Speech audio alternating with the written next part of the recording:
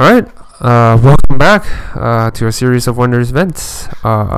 We've been taking a couple of breaks lately.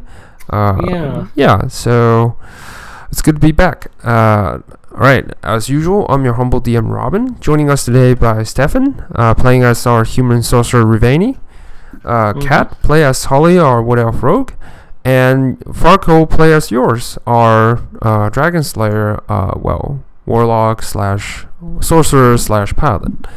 Right. Previously, the team has went through a lot, actually.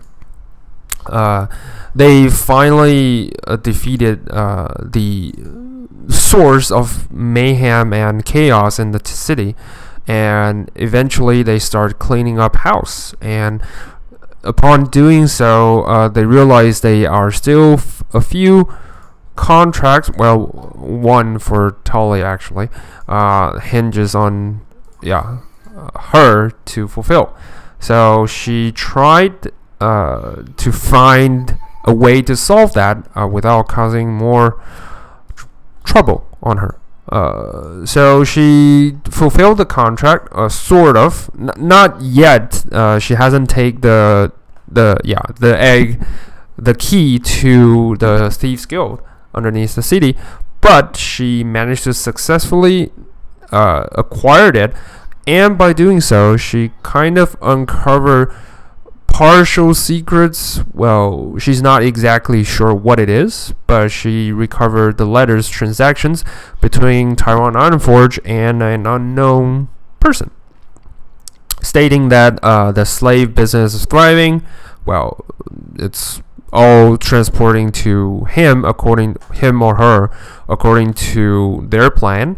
And yeah, they also find some interesting stuff underneath the mansion as well. And yeah, all things considered, they're doing great, despite the trouble they may have caused to the maid. Anyway, back to our sorcerer as well as our fighter. Well, sadly we lack Justin today because he's got something else he needs to be done. But lastly, they went on to take the mission that was issued by Gus, the half-elf wizard that signed out saying, "Oh, find my familiar, please, and I'll reward you handsomely." And then through all the breadcrumbs, they eventually finds out that actually Gus is the one that sends out the so-called threat. Well, help me signal to everyone else, so that they will find out that Gus has turned to a sheep for now, and can't seem to change back. And as Rivani and Sentinel found that out, they were encountered by this huge, bulky orc that says his master demands the sheep to be returned. Otherwise, bloodshed. Yeah, and Rivani eventually said, "Okay, I'll hand it over," but not before she sneaks, Bright Eyes, her familiar, inside the wolves of the of the sheep, and decided to follow the familiar. So right now let's switch to Rivani first. So Rivani, what would you like to do? The orc is already walking down the dockside. It's like far out of your sight. You and Sentinel just stands by the dockside now. Yeah, once they're out of sight, I sort of signal for a Sentinel to follow me quietly as I sort of start using my connection to sort of discreetly tail them. Okay. So you signaled Sentinel, and Sentinel just nod and follow suit like usual. He's a quiet type of guy. So yeah. Sort of just trying to make it look like I'm just like walking down the street inconspicuously. Yeah. Yeah. So yeah, you do that without causing any sort of, attention to yourself, because lately, like I said before, the townspeople have grow quite acquainted to, visitors, well, adventurers, helping them with the trouble that monstrosities cause in the city. So yeah, you just look like another adventurer going somewhere. Okay. So, anything else you would like to do, or just carefully following the tracks? Mostly just that. Mostly just carefully following the tracks without just Okay. carefully following the tracks. All right. So you carefully follow the tracks. The tracks leads, well, from what Bright Eyes kind of informed through the occasional sight to the outwards. I would like you to make a perception check for Bright Eyes, or you can. I think Bright Eyes have its own character sheet. Make a perception check for using his attributes, so that we would know what he's seeing right now. Okay, that's decent. All right, so you walk around. Bright Eyes is not really familiar with this town, so as you. So he only feeds back what he knows, and by the looks of it, they are actually returning to the observatory somewhere on the outer skirt. Yeah, that's more. The observatory is surrounded by sort of forest and such. Well, you can't see on the map, but on the outskirt of the area is actually a small forest. Yes. All right, I will. All right. I will continue trying to follow along that Okay. path. I will actually at this point need you to make a stealth check, because as you travel further, the more likely you'll be attracting attention. I will actually roll for Sentinel as well. All right. Yep. Stealth. Oh, shite. All right, a 2. Okay. Yes. You were mustering the best you can, trying to find the right path, and you think you're doing great, but it all being tossed away by Sentinel, who's trundling through the town, heavy footstep and all, and occasionally just bump into someone.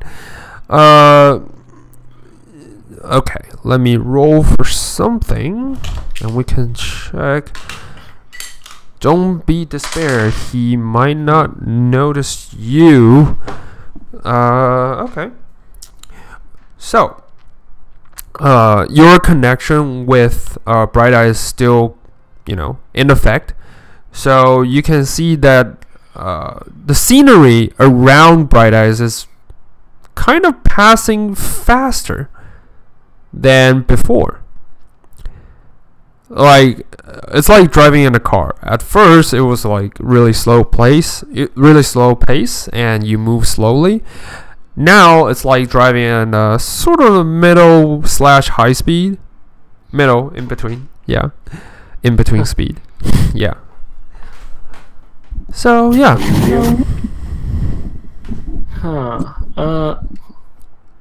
Yeah, I sort of motioned to Sentinel quietly. Sentinel just gives you a I can't help it kind of motion. Yeah. It's alright, we'll just have to make do. They're picking up the pace though, so we better not fall behind. Okay. Yeah, I'll try I'll try to keep following, but Okay. maybe at maybe at like a slightly quicker pace. Okay. So you pick up your pace, and I would say okay. All right. Let's see. Could I join? Okay. Yeah. You were picking up pace and running up rather faster, and then eventually you find that your vision with your familiar kind of comes to a stop. Just you were running really fast, and then eventually you think that the whole surrounding is it just kind of comes to an end. Roll me another perception check, actually. With my perception? Yes, with your own. Right. Oh, actually, sorry. With Bright Eyes perception. Sorry. Oh. Yes. Okay. You can roll for yours later, but for now, okay. For Bright Eyes, it just seems kind of surrounded by some sort of towers. Not surrounding, but more like. But you know, for him, he's a tiny size right now, so all he can see is like huge towers. So he can't really judge or measure the size. But from the image he's sending back, you see about 2 or 3 high towers. One is significantly higher than the others, and yeah, that's about all you can see. Because later you find that you were like like Bright Eyes going through a door, and then the image just kind of got shut. Yep. Nice. It just all went black. I'll mention that. I'll sort of quietly mention that the sentinels. Okay, they've gone through a door somewhere. We just maybe if we can just trace the steps enough to find where that one door is, and I'll try to see if I can sort of trace those steps at least that far. Okay.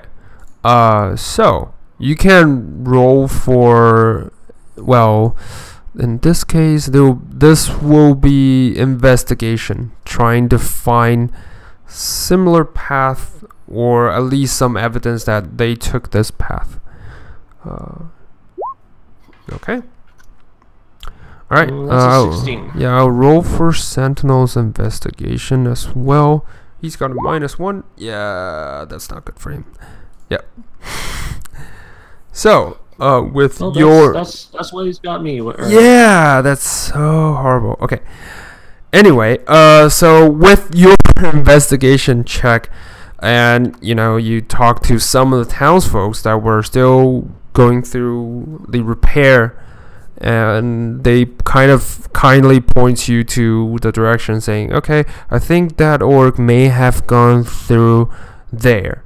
And they point towards the outside of the planet observatory, which kind of leads to a small tiny forest, like I said before. So you kind of get the image that, okay, this is about the right path. So you can see that from here it's like a few hundred, you know, feet away. Rather than stones or glass, you can see, you know, tiny trees around not so big of a tower. Yeah, so you are guessing that this might be where you should be going. Yeah. All right, and what would you like to do? Just go to follow the direction? Yeah, pretty much following the direction at this point. All right. So before we continue, let's switch to yours for first. All right. Yours. You were searching amongst the adventurers, trying to find something or someone that can assist you with your, well, quest with retrieving the swords. At first, you think of all right, I'll just go to a random temple. But none of the temple first aid. None of them ever heard of a miracle. Besides one of the Lathander priests that seems to have recalled this long deceased deity, but not really making any, response on how your problem can be solved.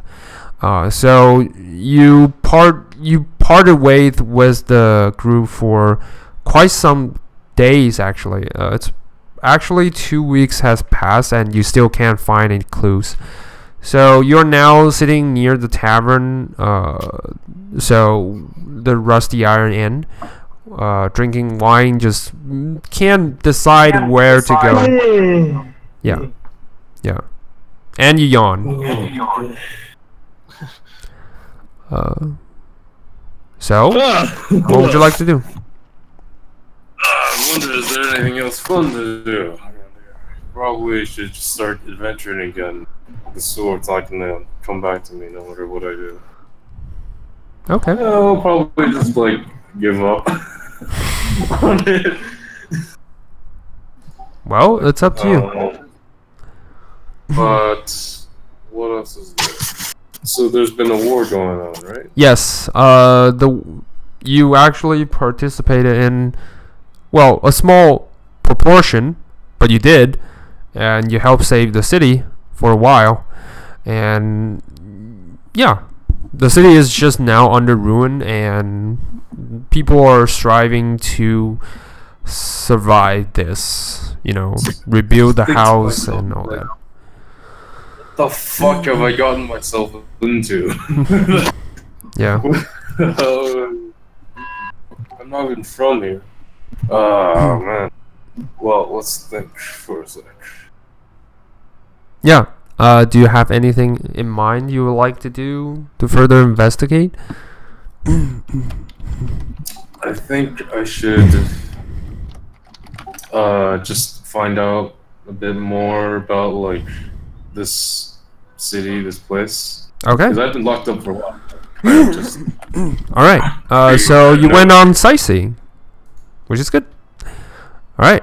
So you kind of walk around the city, just took the scenery route and took the visitor route, and took in the scenery and all that. And yeah, now you for the Rusty Iron Inn is in the common ground area, and you kind of walk through Planet Observatory as well as the court of Serenity and all that, and you kind of find numerous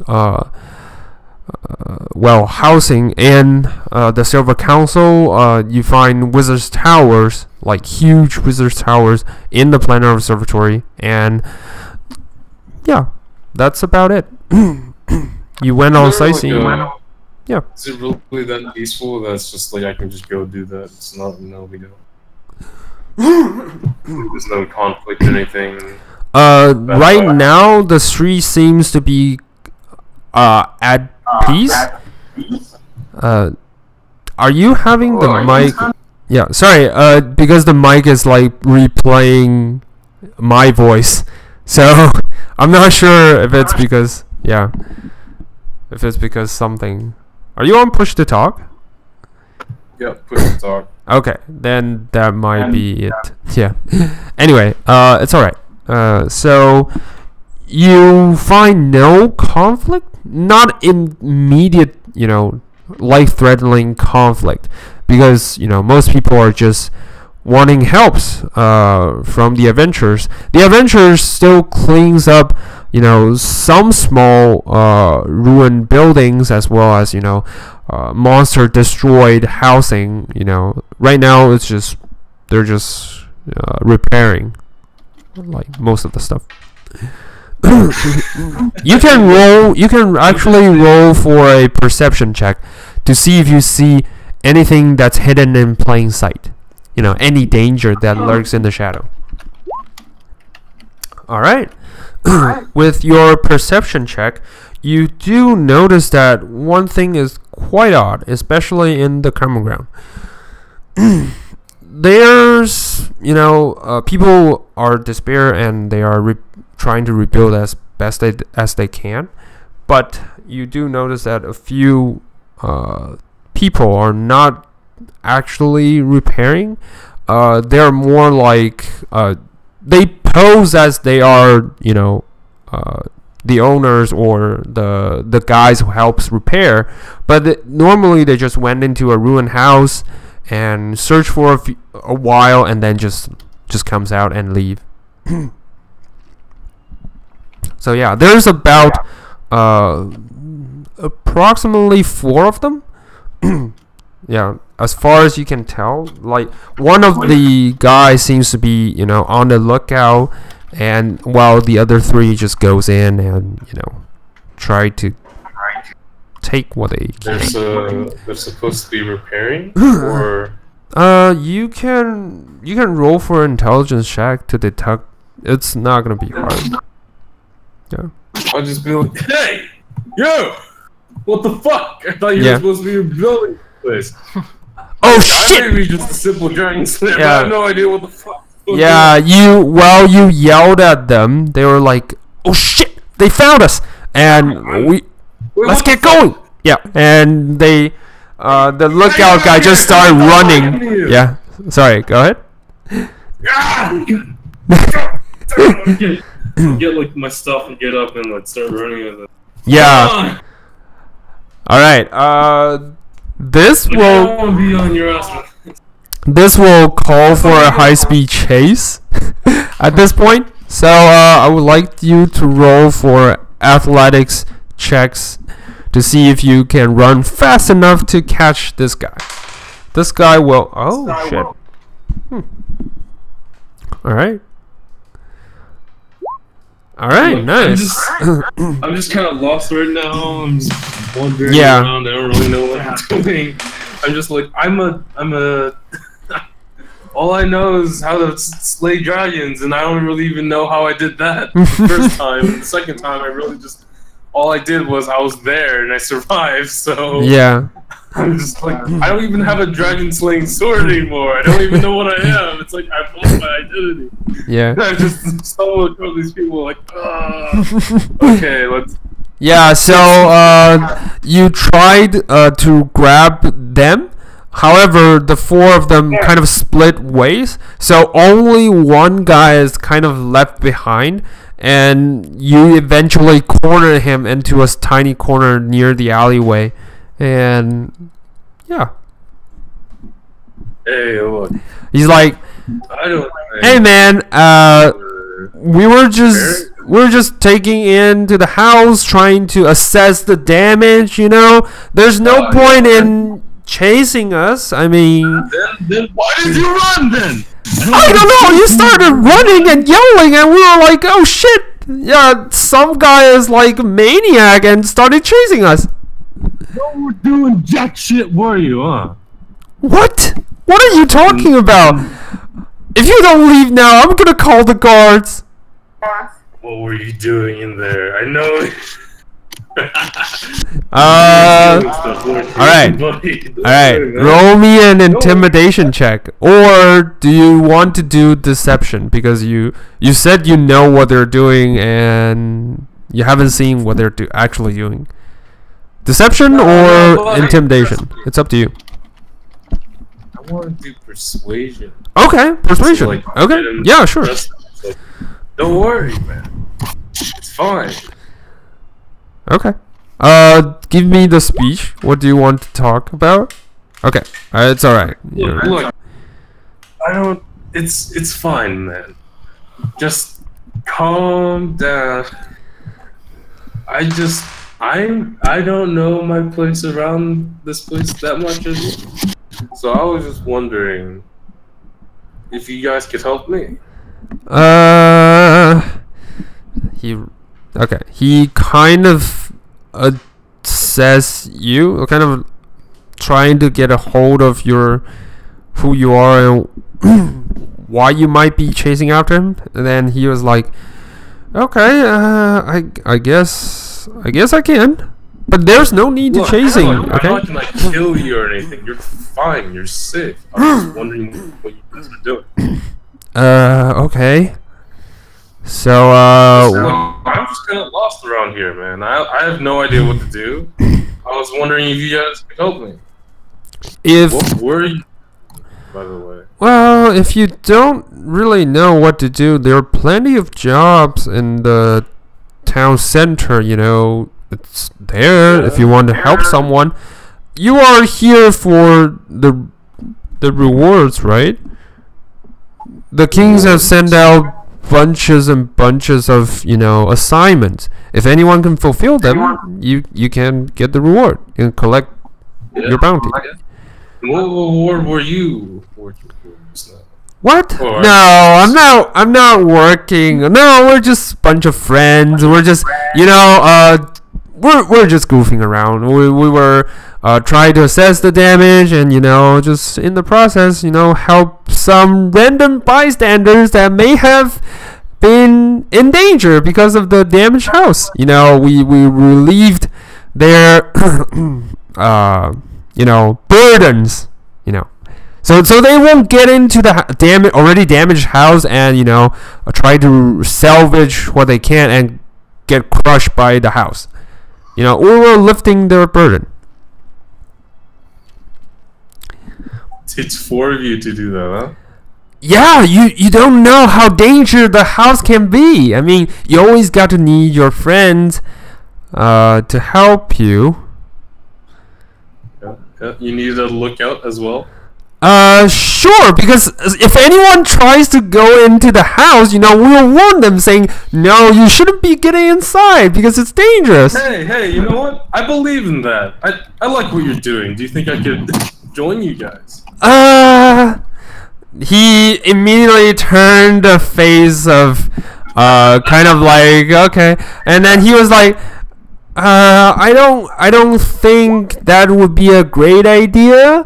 And because, you know, this business is really dangerous, we don't want anyone to get. You were just helping out, volunteering. Yeah. We were volunteering. You know, it's just this line of a career can be really dangerous for someone, with all due respect, have no certain knowledge on how to, you know, repair a house. That is just. Yeah. Well, it looks like you got caught. I mean, what caught? What are you talking about? No, we're just. Why don't you bring me to your friends? What's up? I think there's no need. I mean, you know, we're just friends, and there's definitely no need to, you know, meet them. They're fine. Yeah. All right. Well, I'm sorry for bothering you. Oh. Here, why don't you have this then? I will give him a I'll give him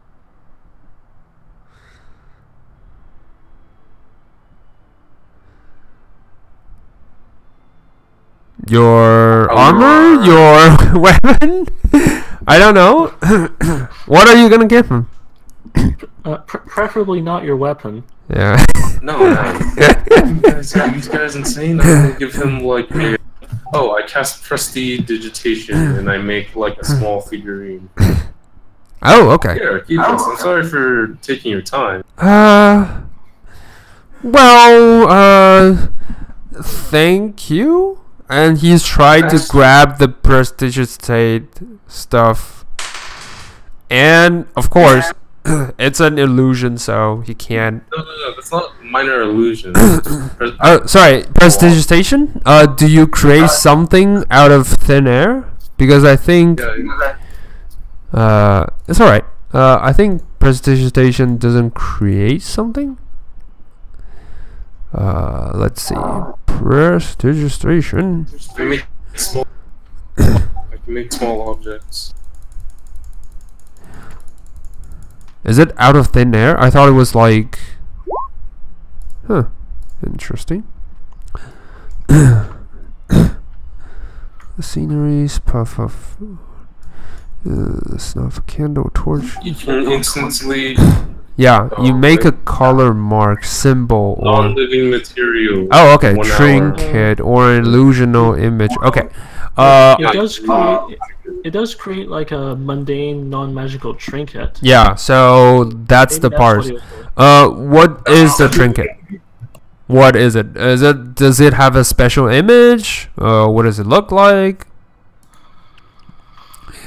Just a trinket. Like a pocket watch or something. Like a what? Sorry. Ooh, it's like a dragon crest. Okay. Okay. So you create a small, tiny dragon crest, right? Sure. Okay. So you hand it over to the teenager. He has brown hair. Like at this point, you get a better look of him.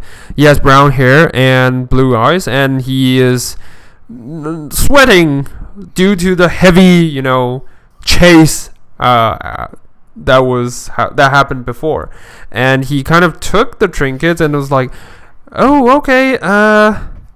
Thank you." And Does he have like a bag or something? he does. He does have a small pouch on his belt, and he placed the trinket back in. I will put the trinket into his pouch for him. You know what? This is stupid. I'll just give him the trinket then. Yeah, he already put the trinket in the pouch, and you were trying to reach over. He was like, "Nope." No, that's stupid. That's stupid. Yeah. Okay. Obviously, yeah, bye. See you later, man. Hey, bye. And Going straight to the fucking guards. yeah. Now he kind of looks with. Actually, roll me a perception check to see what happens afterwards. If you are still paying attention to the boy, to the teenager. Yeah. Yeah. Is he gonna try to kill me or something? No, just roll for perception. Just okay. So you keep the corner of your eye still keeping the watch onto the teenager. He looks at you for a minute until you're like about to leave. He leaps off the fence and just dart out of the way. Yeah. And that would be for yours for now. Let's switching to Tolly. So, Tolly, you and Ash are still, kind of a relieved state because you just got out of the mansion intact. Yeah. So we book it for like a block, and then we're like, okay, slow casual. And yeah, back in with the crowd. Yeah, just let's blend in. I mean, who would have thought? That was ridiculous. That's never gonna work again. Yeah, that's probably never gonna work. Well, listen. So let's go back to the Thieves Guild, and we finish everything. So they'll leave me alone, and they'll also leave you alone. Deal. We'll stop there first, drop that off, and then head to Command Mark since we've gotten rid of our spell and paraphernalia. I love it. Yeah. I don't really want to do that. The commander thing, because I'm, and the commander is the city's guard, whatever. So technically my guard. Oh snap! You never tell Ash about. Oh right, he actually overheard. So he was like, "Oh right." Yeah. Yeah. If it's so, is it okay that I accompany you and you tell him that I'm all good. If he sees me on the street, there's no need to panic. I'm all good. Was the intention? Yep. Yes. Okay. I'm not gonna throw you under the bus, kiddo. Don't worry about it. Cool. Thanks. All right. Let's do this. Okay. So you guys walk towards the commander's office. He was reinstated after, you know, the real queen. Do you want to stop by the guild first? Because I'm not taking stolen goods to the commander. Yeah. So yeah, it's up to. Sorry, I thought you were going to the commander first. Sorry.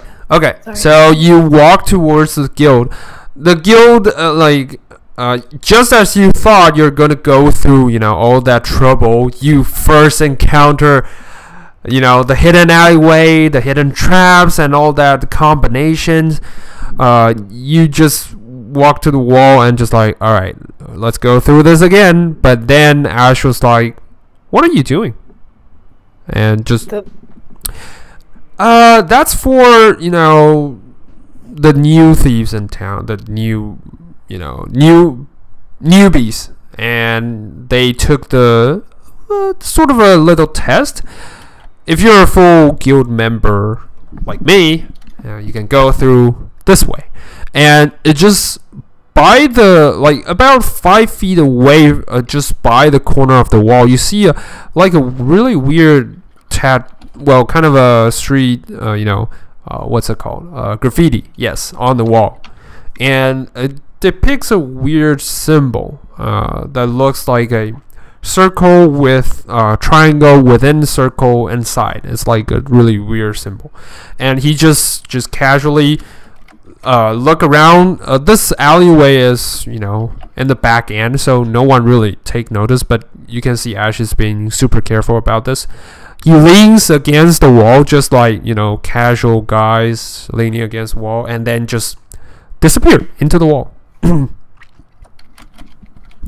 I will do the exact same goddamn thing. Yeah, you just lean against it, and as you put your shoulder onto it, you don't feel, you know, anything actually. So you just casually falls into the and you heard Ash was like, wait, whoa, and roll me a small acrobatics check to see if you actually crushed Ash with your shoulder.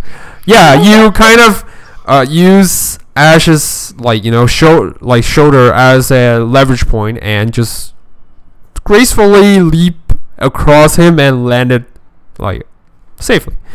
And Ash was like, whew, okay. For a moment, I thought you were gonna crush me, but okay. Yeah. So little faith. Yeah, I all right. I think I should put more faith into you. After all, you saved my life. So, okay. And you guys kind of enter. This is a like hallway, and you can see in the hallway on your left side. It's a long hallway, and on your left side you can see all the traps, all the, you know, combos of the previous stuff you've encountered before. This is like a sort of like a one-way mirror. You can see through, and then yeah, there is actually some guy undergoing, you know, this all shenanigans you have encountered before, and he was doing it poorly and got smashed by the stone pillars in the stomach repeatedly. He was like, no, and he just falls. Like, ooh. Yeah, that hurts. Yeah, newbies. Ash is just pouts and just like, newbies. And yeah, you guys walk to the end of the hallway and sees a tiny door, and Ash just randomly push inside, and you found yourself now inside the Thieves Guild again. Just across the bar. So you enter it with like one of the secret passageway. Yeah. So yeah, the bartender, the one that, you know, renegotiated with you, sitting at the bar, still wiping his mugs, and, you know, just casually sitting there. I'm gonna jump up on a stool. Ooh, nice of you to return. Say, you wouldn't happen to fulfill our contract, would you? Here, I hate it. It's gouty as fuck. He just like, you, as you place the silver egg onto his palm, he just lifted up, and it's like, for us it's priceless. Yeah. It's not going to come back to bite me at all, ever, is it? No. What are you talking about? There's no biting back. I mean, this is all... Everything is safe. I mean, why would you ever think of that? Oh, no reason. None. Just used to being double-crossed. This is fine. What do you mean double cross? We never really back out on our deal, right? A contract is a contract. Not you, but certain other folks of your ilk. It's just you remind me of someone that I used to hate. That's so sad, honey. I got so much good qualities that, in me. So, anyway, one of them is to honor my words. And he placed down the the contract. He took from the shelf behind him. You can see there are shelves, like bookshelves, back on the back with numerous contracts. Each have its own, sector. And he just randomly pull one and then place it down and just roll it open. You can see that the words, the binding magic that's signed on top of it. As he rolled it out, it just kind of burns and incinerates itself and then go into a smoke. And you can feel the actual feel on your, mind that something has been lifted. Yeah, and he pulls out something underneath the counter that is your pendant and just place it on top and says, "Here you go." Thank you. Yeah. No. Good doing business with you. I hope you never do it again. Oh, sweetie. I think we'll have plenty of encounters later on. Especially that, the one of the heir of the throne, grace us pleasant. I mean, there's not a lot of folks with raven symbols that depicts the royal family, so... No. I appreciate a good underbelly in a city. Folks like us are needed to function. Yes, indeed. So, say if some royal family members decided that they will go ahead, have a little chat with the city's guard, namely one commander, about us. Well, let's just say something unpleasant might have happened. Oh, I wouldn't dream of it. Although, maybe, if someone's terms aren't, always up to my liking, I'm sure there might be a bit of negotiating. It's very important we keep it an open relationship. Yes, indeed. In fact, he just reached underneath the counter, pulls out a small mirror, place it on top, and you can see from the mirror that the image is actually taken inside the Court of Serenity. And you think that is live because it actually directly points to the still asleep sovereign and the queen. And the bartender just says, yeah, we should definitely keep these in the open, in the on and on, or else something really unpleasant would have happened, and none of us really wants that. Oh, I almost forgot. And he kind of swiped the mirror, and you see Alethea, he's in the court, in the outer court, practicing, bows and arrows, and just at least at it as if she's unleashing, all her frustration and the anger and, onto the target. Yeah, she's something. Through some stress. Yeah. Yeah. Yeah. So, every point we have eyes and ears. Can I tell if these are stationary cameras or if these are on people? Roll for actually. Let's see. What will that be? That will be an Arcana check. Oh, sorry. Perception check. Perception to see if it's motion, and Arcana to tell what it is. But yeah. It's the other way around, but yeah. Yeah, but it's okay. You can just pick one. It's alright. I'll take the perception. Okay.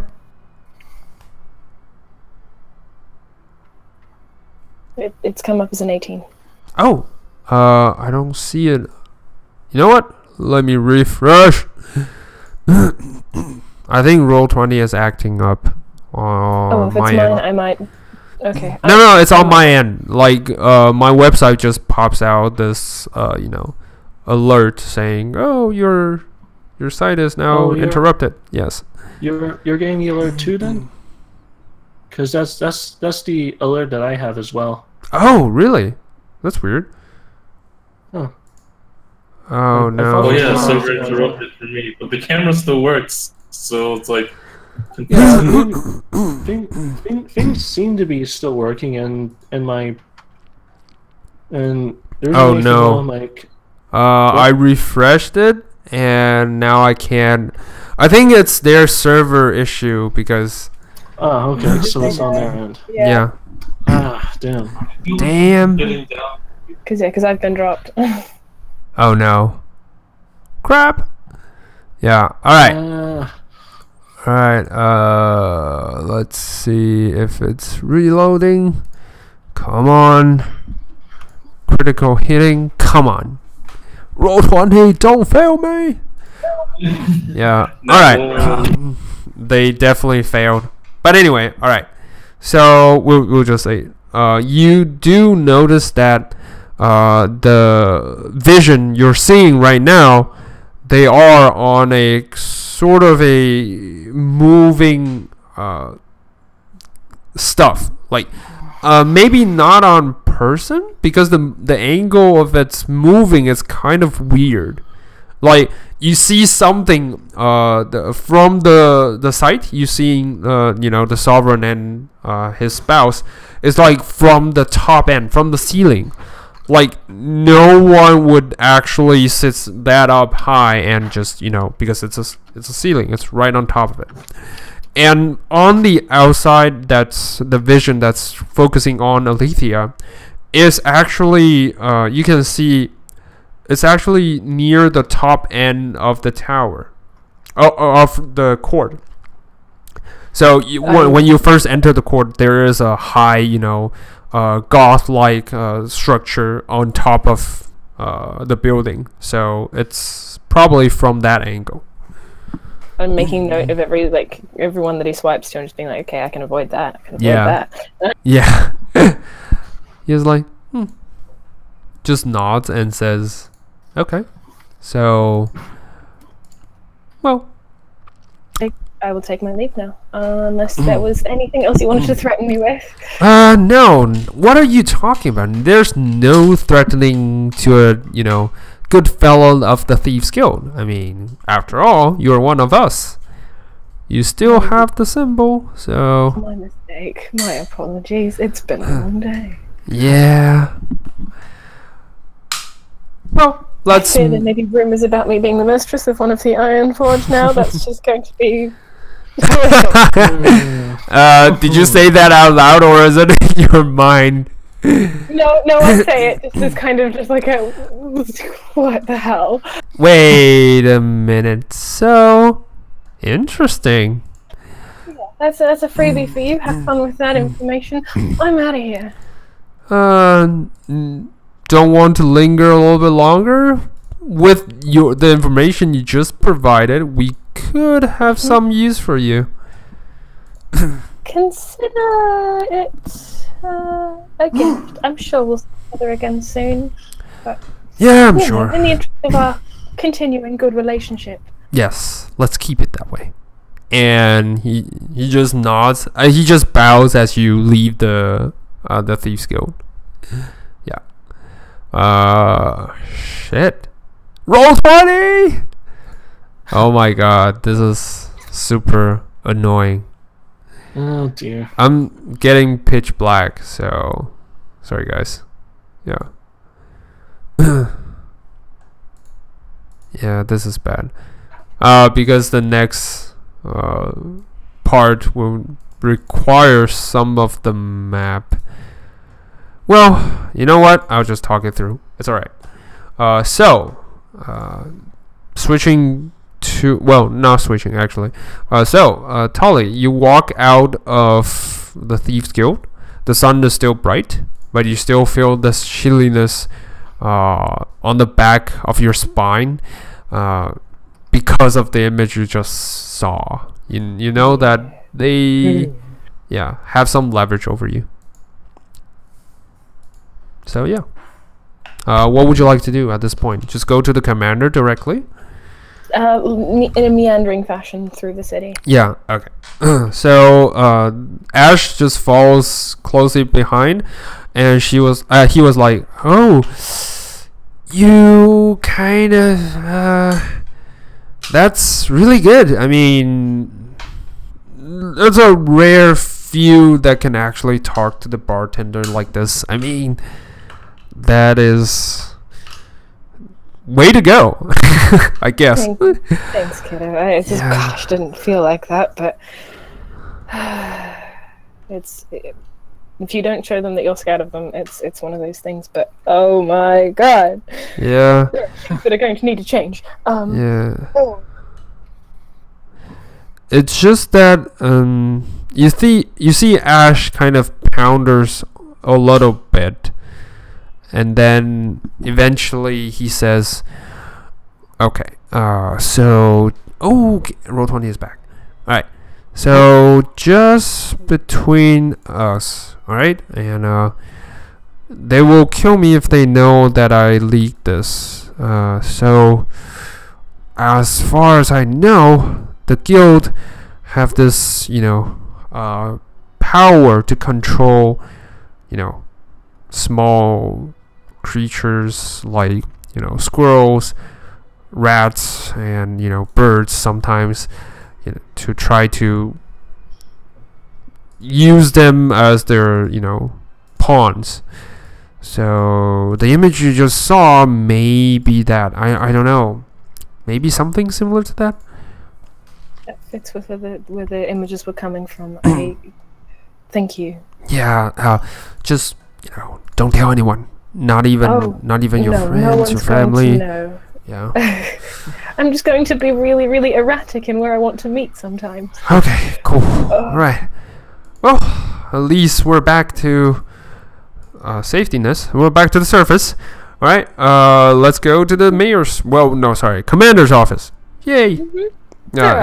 Yeah, and you guys just kind of walks in a slow pace, a relatively casual pace towards the Nox office, and eventually you got there. The same guards, the same pair of guards, is still standing guard. You can tell that they are kind of tired and exhausted, but they still manage to stand in a like straight up pose to show the people that it is safe to be around. And one of them sees you coming forward. At first he was a little bit too tired to recognize you, Tully, and then he was like, "Oh, it's you. Here to see the commander." I kind of nod to both of them. Yes, if I could. Yeah, I'll call Kevin. Kevin! And you see the servant just runs out. This time is a different one. And the servant just sees you, Tully, and it's like, "Ooh, lady, well, yeah, I can't, Lady just Blackfeather? I mean, Tully. Yeah, really. Alright. Tully, and so the commander insists that you would, just join us and come in. And he especially tells me that if you have anything else you need, just let me know. All right. He kind of takes you inside to the same meeting chamber that your friend was once here, but you weren't. Yeah. Missed that meeting. Yeah, that meeting was strictly, war buddies just. Yeah, the some guy that just turned into a bad memory. Let's just call it that way. Yeah, for you anyway. Yeah. So you enter the chamber. The chamber is like this is the first time you enter, so you see like a wooden desk, like a thick wooden desk that's on the far end of the door, just on the opposite side, and on the back is a large, window that can see into the town. You enter, like the server leads you upstairs, so you can see the scenery. And when you enter the room, you can see through the window of the street scenery, and you kind of sees that on both sides there are armors, like well-suited armors, as well as blades, war hammers, and all that hanging up on the wall. So yeah, when you enter, Nox is actually just finishing up his kind of paperwork or something, because you can see from his desk there are piles and piles of paperwork just waiting to be signed. And when you enter, he just finished signing up one, and just like, let's just call this the morning, just. That's too much paperwork. Lady Blackfeather, how nice of you to join us, and welcome. Thank you. That title still, it sounds strange. Well, it's your birthright. It may sound strange at first, but trust me, when you get used to it, it'll be fine. And coffee, tea, anything, or something stronger. We got some alcohol. Maybe later. I'm afraid I might be on the clock a bit longer. Yeah, sure. What can I help you with? Something that I thought might interest you. These rather fell off the back of a wagon. I thought to return them to their owners, but looking at them, I believe they might be much more interest to you. I just done everything. Okay. He kind of takes the scroll, you took from Ironforge, and he was like, fell off the back of a. Yes. Indeed, interesting. He's just starting to look through the whole paper, like some kind of gigantic secrets hidden inside. It's like. He looks at you, and then looks at the letter, and then looks at you again, and says, "Are we really sure that they falls off a wagon?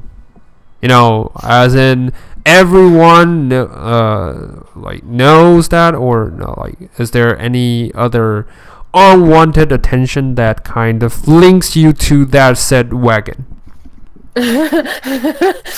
Maybe some rumors of sordid activities, but nothing so specific. Rumors as in, we need to keep everyone safe. So if there's this rumor, we need to eradicate it.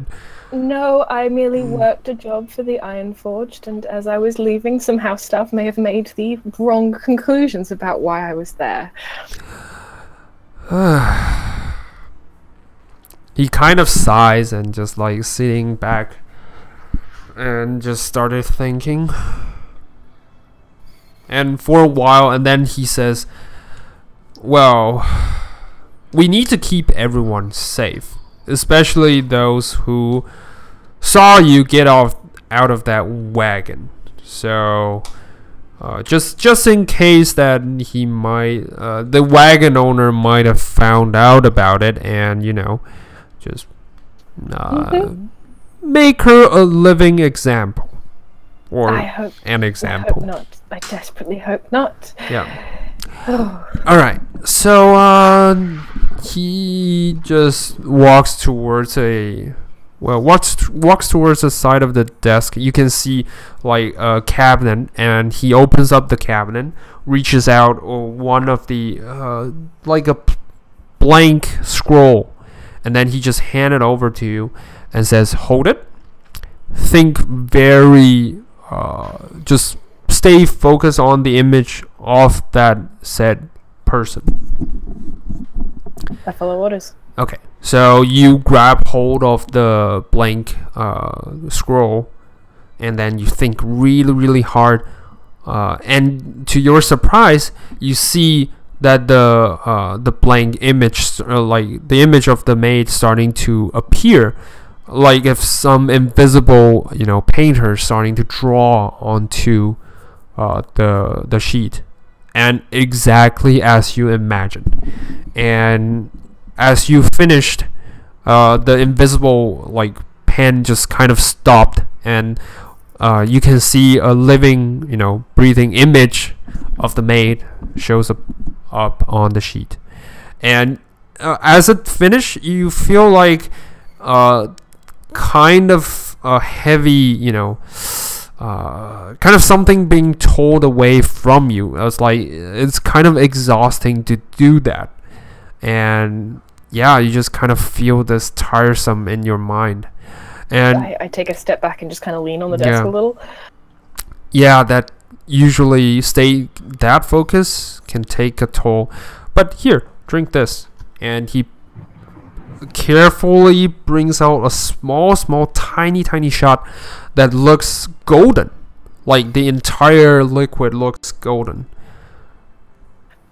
Ash was standing on the side watching all this. He was really quiet before, and then just wow. Just wow. I take it this is good, important. This is really good. Are you sure you want to waste it on me?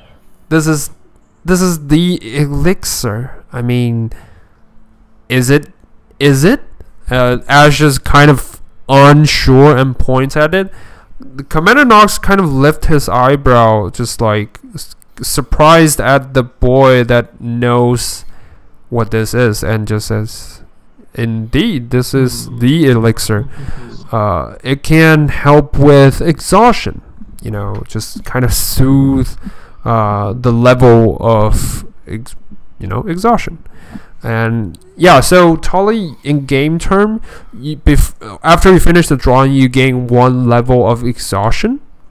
And in game term, with the elixir from the description of Commander Nox, if you drink it, you can lift 1 level of exhaustion. Nice. She's this feels wasteful, but okay. Yes. Okay. Well, it can't be too safe, especially now. So you drink it, and you feel the burden is off of your shoulder.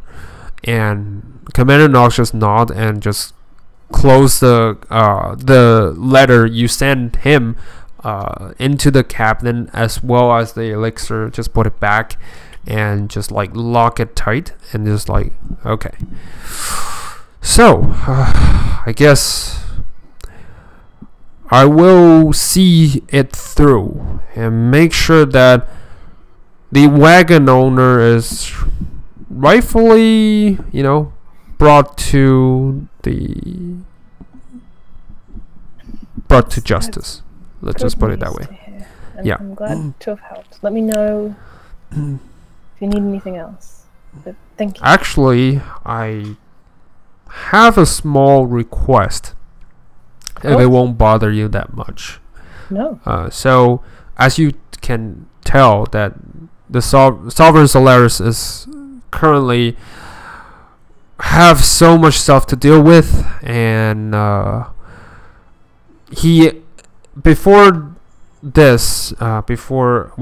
you recovered, your Sovereign Blackfeather and his spouse, we kind of asked for the Planet Observatory to help us with. We're back. To help us with the investigation regarding their condition. And Gus, I'm not sure if you ever meet this wizard, is one of the leading, examiners of this situation, and currently it's been said that he's been missing. No. Yeah, and apparently for a couple of days. So now we kind of assign his replacement, Ahmad Nock to lead on the investigation. However, we do need a expert hand to see if he's, swamp himself in helping people, or when he's out there trying to recover some of the needed materials of his experiment. So I can be a shadow. yes, if you can help, I'll be glad to point you to the direction. Okay. So okay. Yeah, no problem. No problem. So Commander Knox just says, okay, so lastly he's been spotted near the outer forest of the planet observatory. One of my guard kind of alerted me of the unusual sightings that's around there, because the planet observatory has links towards many outer plane kind of portals. When the monstrosity hits the city, the portals were sort of damaged. Well, actually, long before that happens, it's been damaged for unknown reason. Now, of course, we know that the cultists were behind this, but now it's back. Maybe, yeah, that is the rightful place to go and take a look. I'll start there. Ask around. Okay, thank you. And he just nods and says, by the way, I'm sorry for the loss of your friends. My deepest, sincere Thank you, Commander. apologies. I'm just as sorry. He was a good one. He was. Yeah. He nods and have Kevin send you guys out. And Kevin was like, ooh, boy, that's quite intense. Oh yeah. Yeah, so Welcome to an average day. yeah, so lady, all right, Tolly, can I call you that? Okay. So you are an experienced adventurer, right? I mean, like really experienced. I mean, can I ask you of something? I mean, just a little bit help if it's possible. I mean, if it's too troublesome, don't bother. But I have this sister that's near the dock side and the air docks, and she works as maidens there, and I'm kind of worried about her, like, because nowadays adventures and all that, they swamp into the city. So I know I just met her a couple of days ago, but she's claiming that there's some people kind of harass her, when she's working. If it's okay, can you go?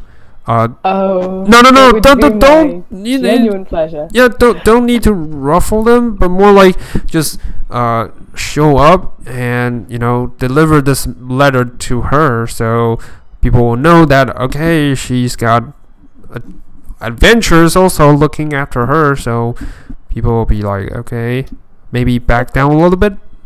Anything. Okay, cool, thank you. And he carefully pulls out a letter from his hand and just plays it onto yours, and then he also reaches into his pocket and just pulls out a small kind of a rod like object and says, I can't really repay you for your trouble. Here's this, and he just places it onto your palm. And just thank you. Tali pushes it back a little bit. Like I don't need payment, really. It's but I mean, I insist because she's my only sister, and this is maybe something small for you, but that's really huge for us. And this thing is kind of also, I'm not sure how it will be useful for us, but it might help you. This magical item is an immovable rod. It's passed down through the family, but none of us know how to use it, and so yeah, just here. Are you sure? Because this is amazing. Yeah. Sure. Yes. If it's helpful to you, then I guess it'll be worth it. It is. Okay. Thank you. Before I go, what's her name, dear? Kari. Alright, got it. Yeah. Yeah. He just nods and says, "Oh, right. She's got a fiery hair like fire." So yeah, she's the odd one. Yeah, like yes. Yes. Yeah. And you can tell that Kevin has like light kind of a light red. It's not that bright. But yeah, still you can tell that maybe it runs in the family. Yeah, but yeah, he just places it onto your hand and just like, thank you, and just like walks you guys out. Yeah. All right. So switching back to Riveni. Riveni, you are now staring inside the forest, and to your surprises, the tower you saw is actually not in this area. You found yourself staring at a large, a giant-sized portal that you can see directly through. The other way is a tall, kind of a tower, like with only two middle-sized tower and one main tower that's really huge.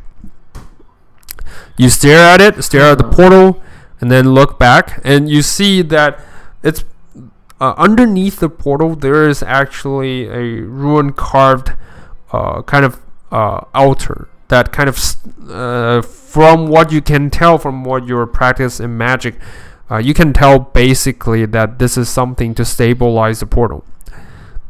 And it appears to be new repairments on the rim, because there's a large crack that separates it in the middle, but now it's like kind of fixed state. Sentinel on the back, you can tell that he starts to rub his temple, which is unusual for Warforged, because they never really need to do that.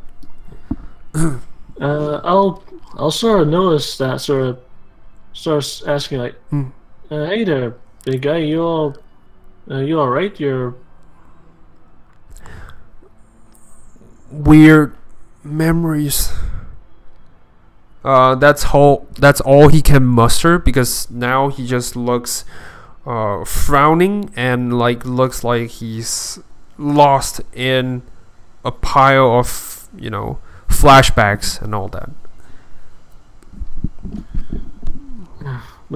Memories? What are you talking about? Is there something you remember, or can't tell, too fast, too many of them. Oh, hey there, try and stay with me.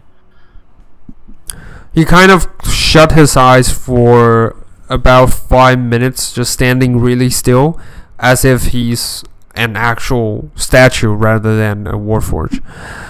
And then eventually he opens up his eyes and says, Another being.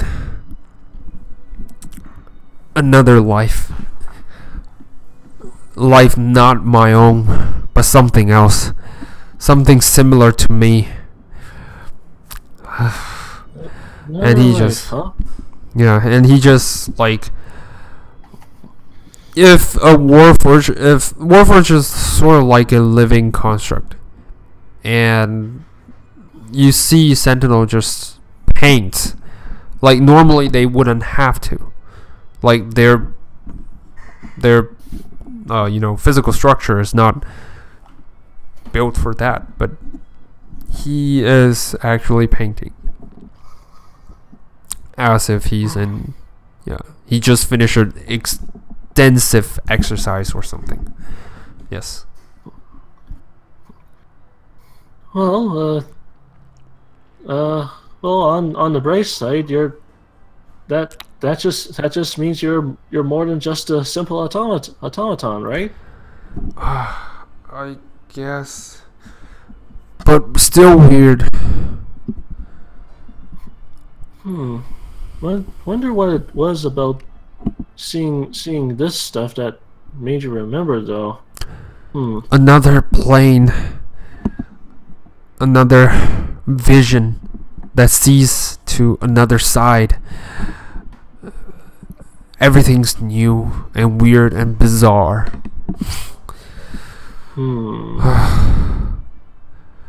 Anyway, I guess we should get going. Yeah. except if Gus just got whisked off to another plane, then this might get a bit more complicated than I thought. One second, and I'm actually going to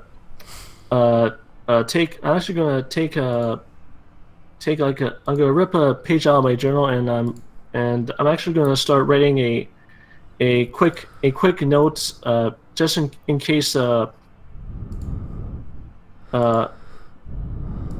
just sort of start like writing like a quick note, just sort of like gives like a brief summary of what's going on so far in the event that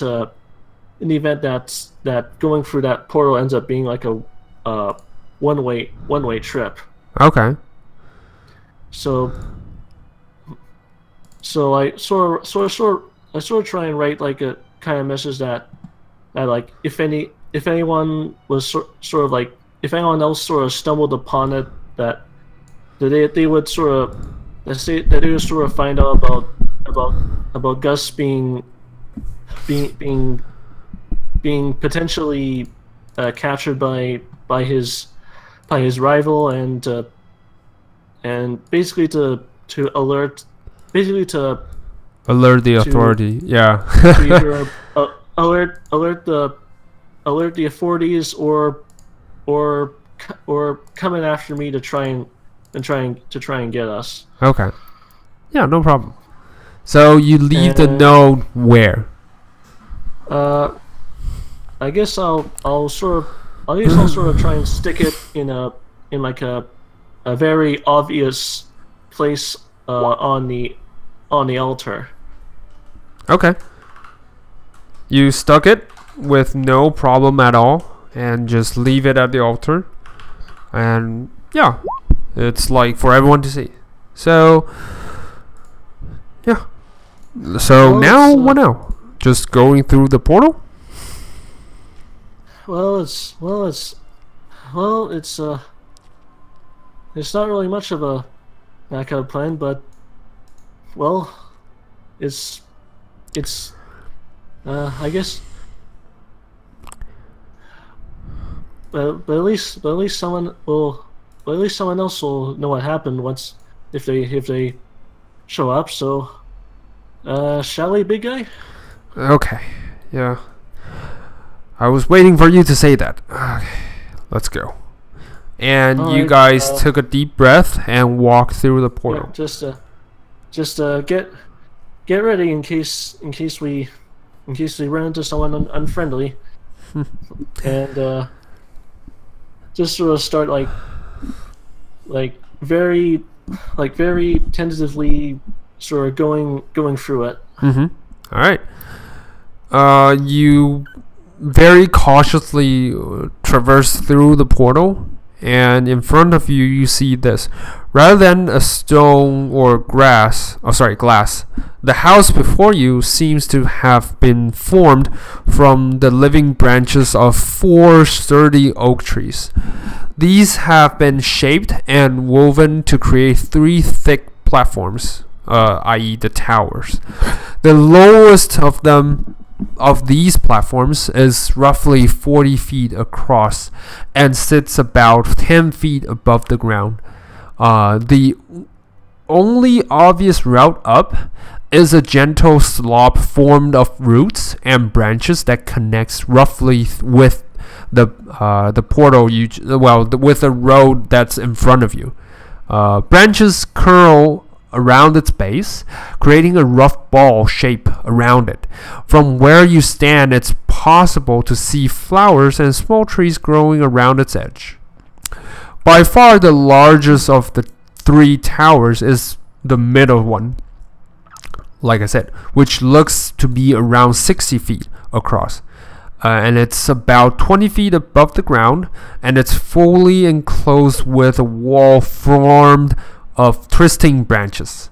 You can see evenly spaced window-sized gaps, as well as what appears to be a door at the point of closest to the top side. The final tallest tower is roughly 30 feet above the ground, and is much smaller than the others. It looks to be linked to the central tower by another small slope. Scattered beneath the towers are 2 small wooden huts and 1 large outhouse. And I am going to shift you guys towards the scenery. And now I know you guys only see pitch black, so I'm gonna carefully open up the map for you. Carefully. Yeah. I'm gonna review the let's see, review areas, review, and then like this part. Sorry. Alright, you can see on the right side of the map, it is actually where you guys are at. I don't have Sentinels, pictures anymore because I think Justin might have accidentally deleted them. So yeah, there's that. And as I'm sort of looking around to try and get my bearings, do I see like anybody else nearby, or? For now, no. Actually, you don't see anything else nearby. All right, I am gonna reveal that area. Is it revealed? No. All right. Enter. Okay. All right. So seeing that there isn't anybody nearby, I sort of motion Sentinel to keep following, sort of say, all right, let's keep going, I guess, but better keep your guard up. Yep. We're not really sure at this point what we're gonna find here. Indeed. Yeah, so you guys starting to walk further. Yeah, I'm gonna start walking towards where I can where the ramp to the first plateau is. Yes. This part is like a small, sorry, not towers. This part is a platform. Yes. It's surrounded by trees, and as you move a little bit closer, you can see 3 wolves that are, playing on top of the stairs, just like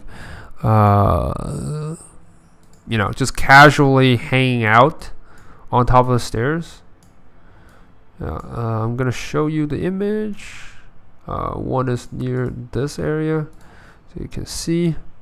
One is near here, near the center part, and then the other one is right behind. Yeah.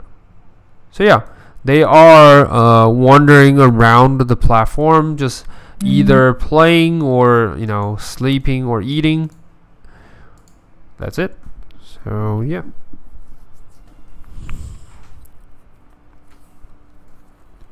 Alright, Sentinel is gonna move as well.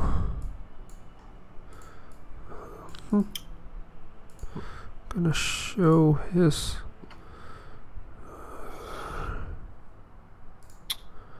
So, so I sort of look up a bit to see the wolves there, sort of playing around.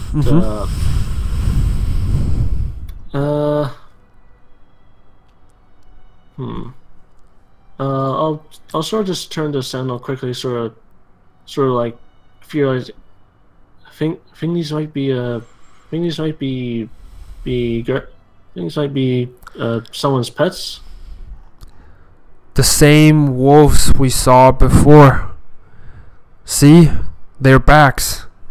And as Sentinel points out, you can see that their backs have like this jagged spike that like you saw once before when you met the orc.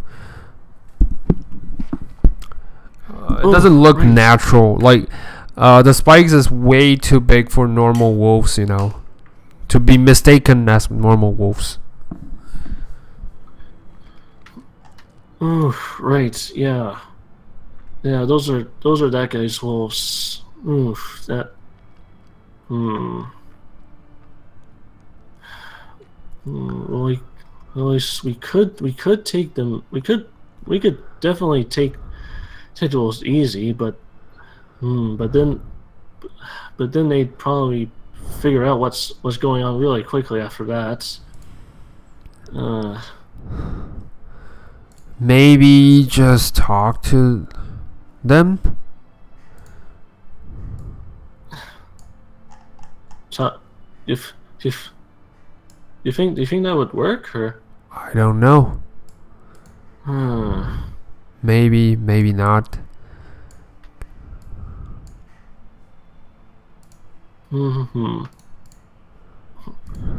Right. All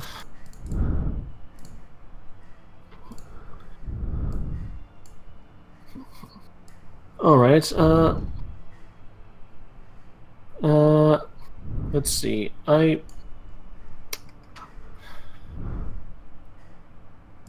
What would you like to do? Well,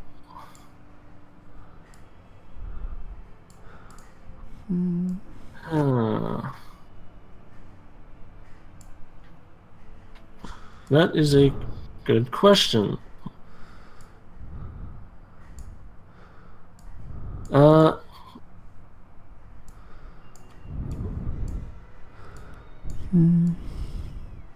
Actually, if there's like a maybe if there's like a stray rock nearby, I might. I think I might try to maybe I'll use my mage hand cantrip to sort of pick it up. Okay. And you can easily find rocks in this area, so. Yeah, and I think I might try to sort of toss it. Yeah, I guess try to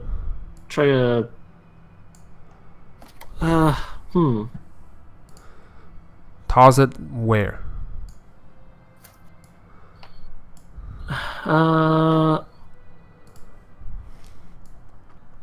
Okay. So maybe. Okay.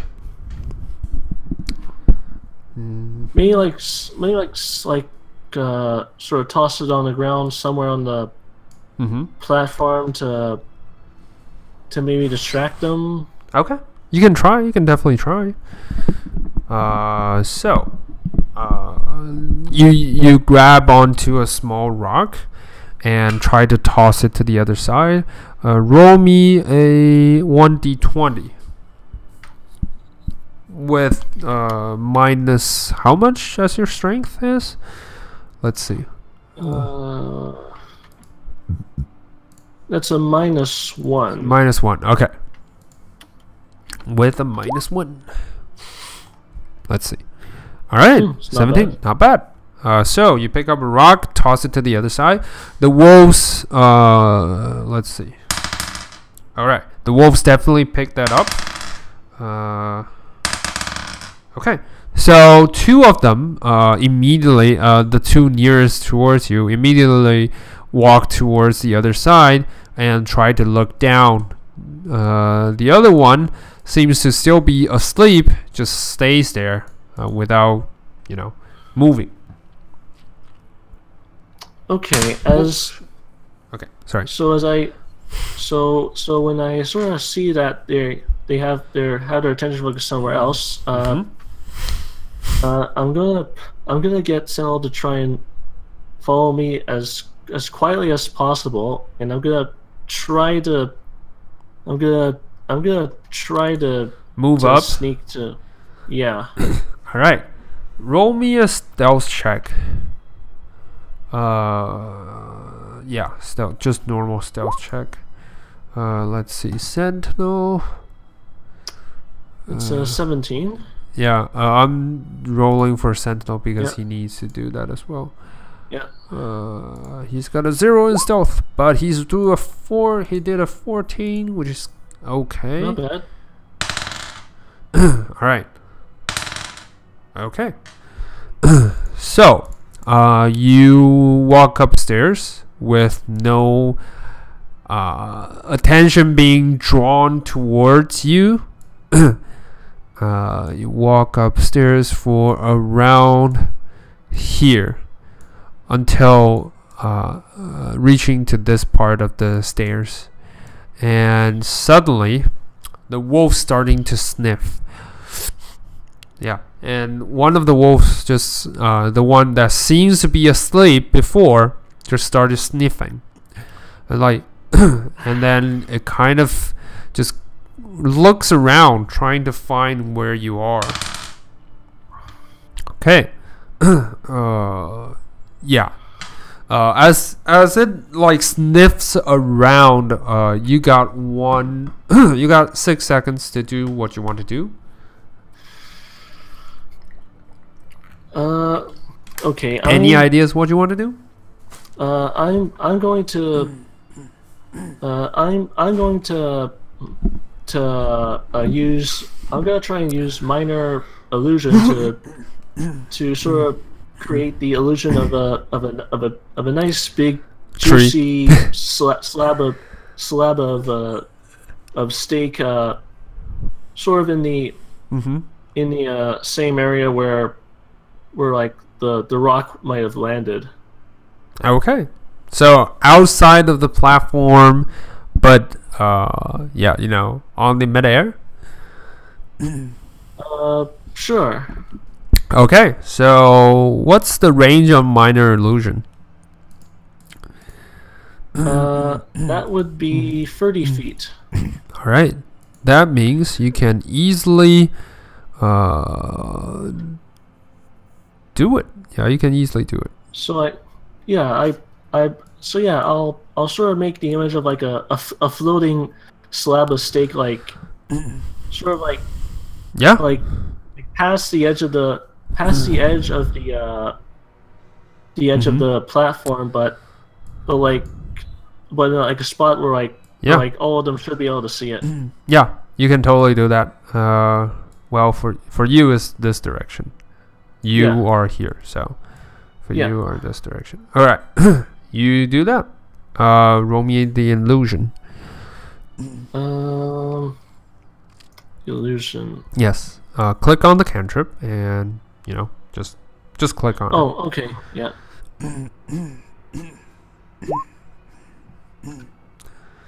All right. What's your spell DC at this point? You don't have the staff with you. Just that would be 16. All right. Let's see. Let's see. Okay, so you draw the attention of the wolves. So it can be the wolves looks at it, and just immediately all of them just starting to kind of gets excited a little bit on the sight of the steak, and yeah. Let's see.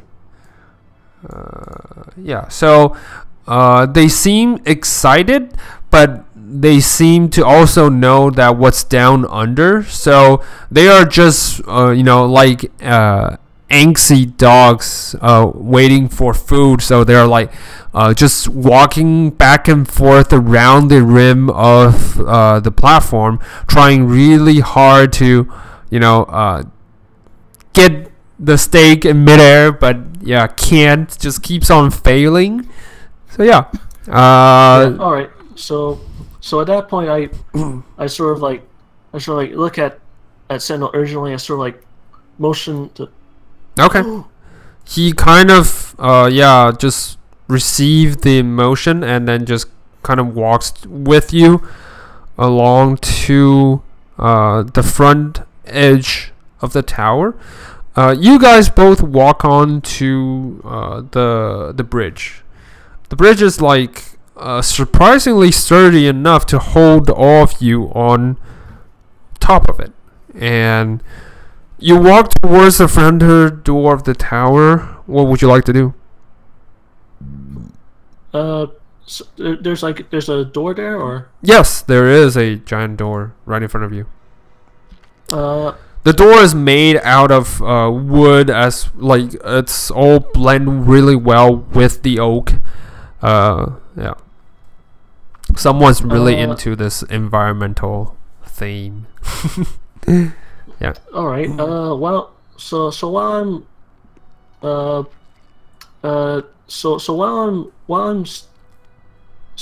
while the illusion is still in effect, I'm gonna test the door to see if it'll just open or if it's locked. Okay. So roll me. This will be an investigation check to see if it's locked. Let's see. Actually, Sentinel will assist you. You don't need assisting. Oh, okay. All right. So you found out that the door's locked.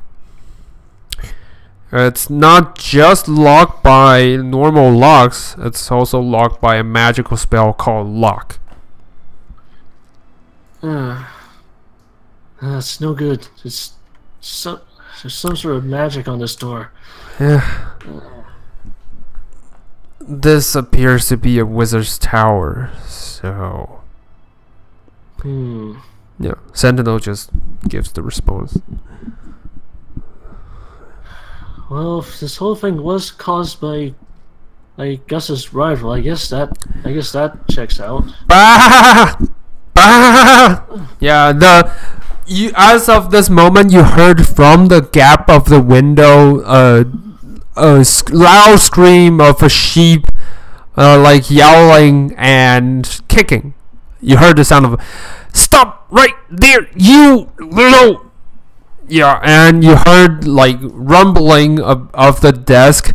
You heard the bah sound like starting to rummage throughout the tower, and then you heard the wizard just yells, "What are you doing, you stupid orc? Just get the sheep! Get it!" And the orc is like, "Yes, master," and just goes on trundling. So yeah, there's more chaos inside the tower. It's like, "You stupid... stop right there!" And just yells and screams and all that. The wolves completely ignore of the chaos inside as if they've seen this numerous times, and just keeps on, like, staring at the steak. One of them continues to sniff, but seems a little bit confused that why is the steak there without a proper smell of the steak. They can see the image, so juicy, but they don't smell the smell of the food. Yeah, his face just turned a little bit confused at this point. Okay, I actually start to get a little bit of an idea in my head, and light bulbs. So I'm going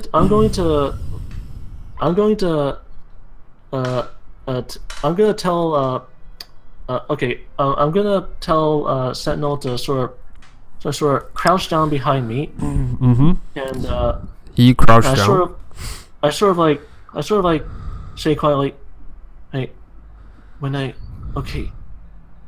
Now this might sound a little crazy, but when I say now, I want you to charge that entrance. Can you do that for me?" Yes. He will do an Arcana check himself. He looks at you and just says, I can. But there's a spell on top of it.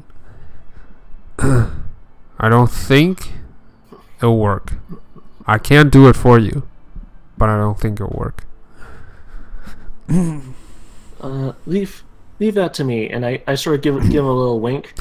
All right, Sentinel just nods, and no further questions. And all right, he's ready. So all right, so basically, I'm going to sort of knock loudly on the door, mm-hmm. and then as soon as I finish doing that, I'm going to back away a bit, and I'm going to use another minor illusion to make a 5 foot brick wall directly in front between me and the door. Okay. And I'm gonna crouch down behind it. Okay. All right. And wait to see if someone answers. All right. So you knock really loudly on top of the door. The chaos was still continuing. Okay. So yeah, you don't think that at first you don't think anyone hears you. However, as you continue to knock louder and louder onto it, you found that someone inside seems to heard of it, and that someone just kind of started yelling, "Why do I have to do everything myself, you stupid orc? Go ahead and open the door. If anyone's like out there, better fuck off, or else there's an orc. I got a guard." Yeah. The orc just kind of like, all right, master, and just kind of lifelessly going forward to the gate. However, I sort of turned to look at the sentinel with sort of like muffling a little snicker. Yeah. Sentinel nods but points to the back for you. As you look around, the loud knocking definitely draws attention from the wolves. The wolves now they were still, it's like a wheel contest. They were still reluctant to look away, but they do notice the loud banging on the door, and they start to turn around. For now, you are blocked by the trees. For now, they don't have direct sight towards you.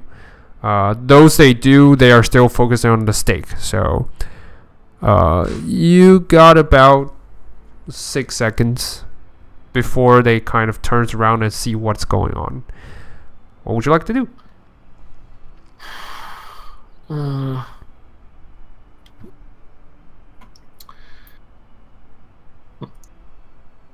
Actually, I'm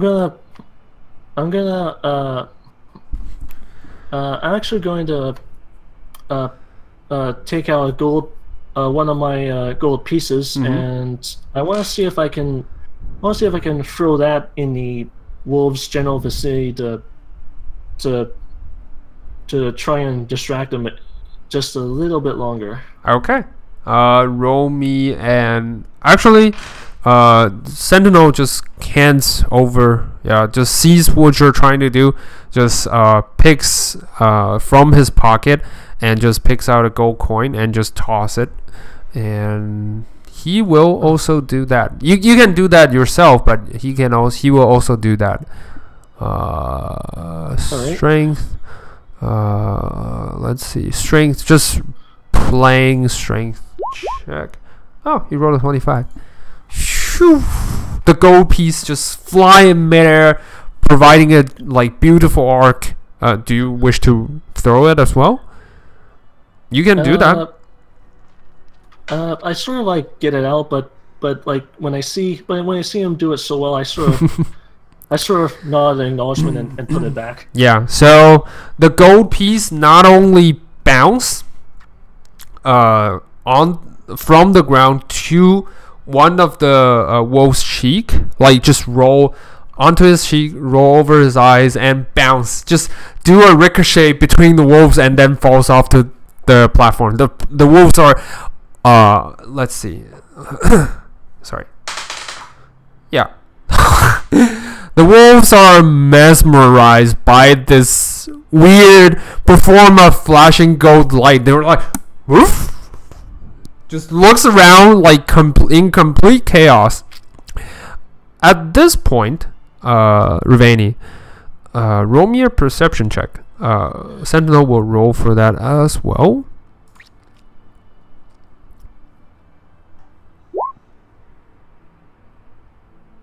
Ooh, nice.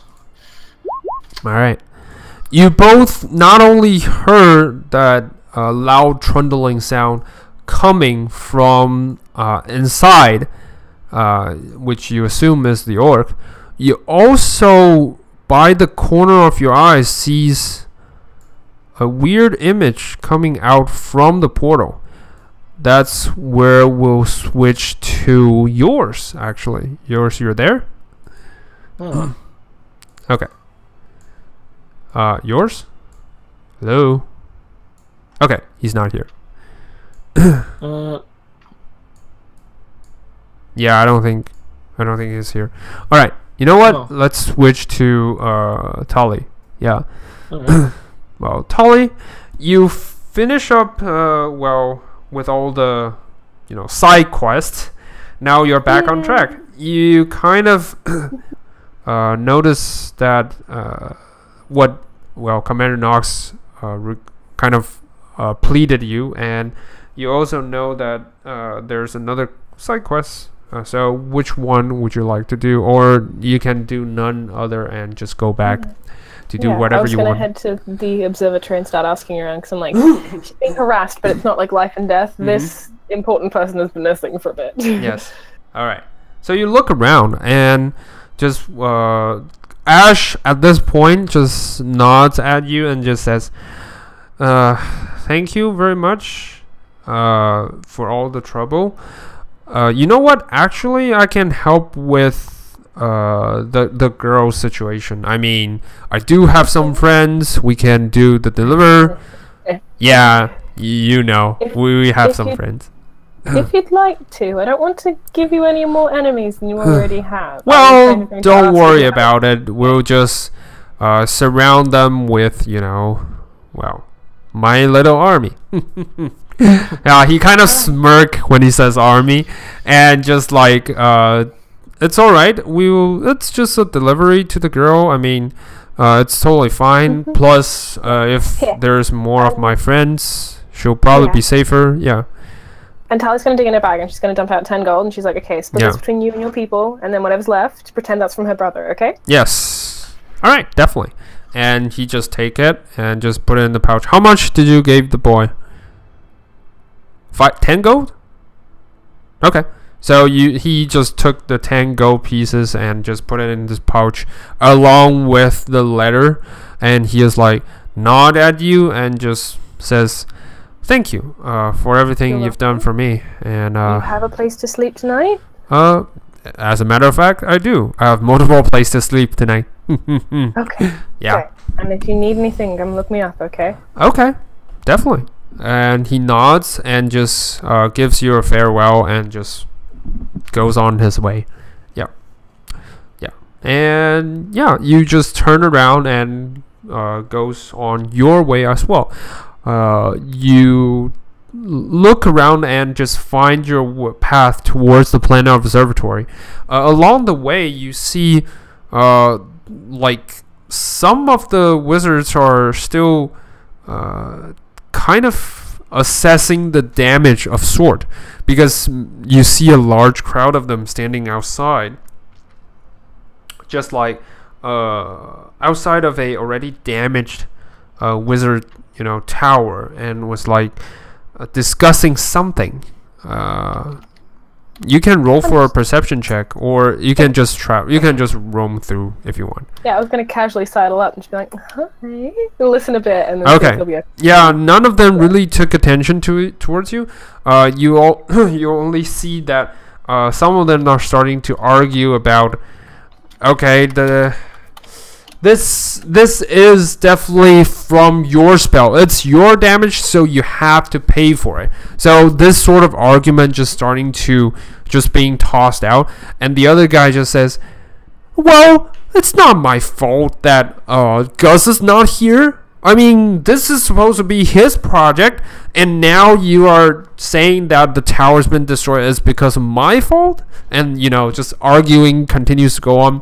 The basic premises is all about Gus went on missing, from what you can gather. Gus went on missing, and then the experiment is left unattended. And then there is this unknown explosion coming out, and no one knows who to blame. So, yeah, they all suspect each other. Yeah. I'm gonna walk up and be like, gentlemen, I've been. Are you a wizard, young lady? You don't look like a spellcaster to me. No magic, none. Yeah, then go on your way, adventures. I mean. You want to settle to this argument, yes? Well, but this is beyond your knowledge. There is an old lady an old lady with a staff, like the normal witch type of, a character you would see in, cartoon or fairy tales. She's got long top hats, and just like, but you don't know anything about magic, young lady. No, but I know a little bit something about assigning responsibility. But how would you determine responsibility when you don't know magic? That's just absurd. Really? Yeah. Okay, alright, so you're saying this is a person called Gus's experiment. You were left in charge and left looking after this, yes? Well, yes, but not me. I mean, there's all three of us getting left to charge, and then there's this. I mean, today's schedule should be Elvin, who's doing this, and he's not here. Terrible. Oh, is he alright? Has he, like... Yeah, he's just probably lazy asleep.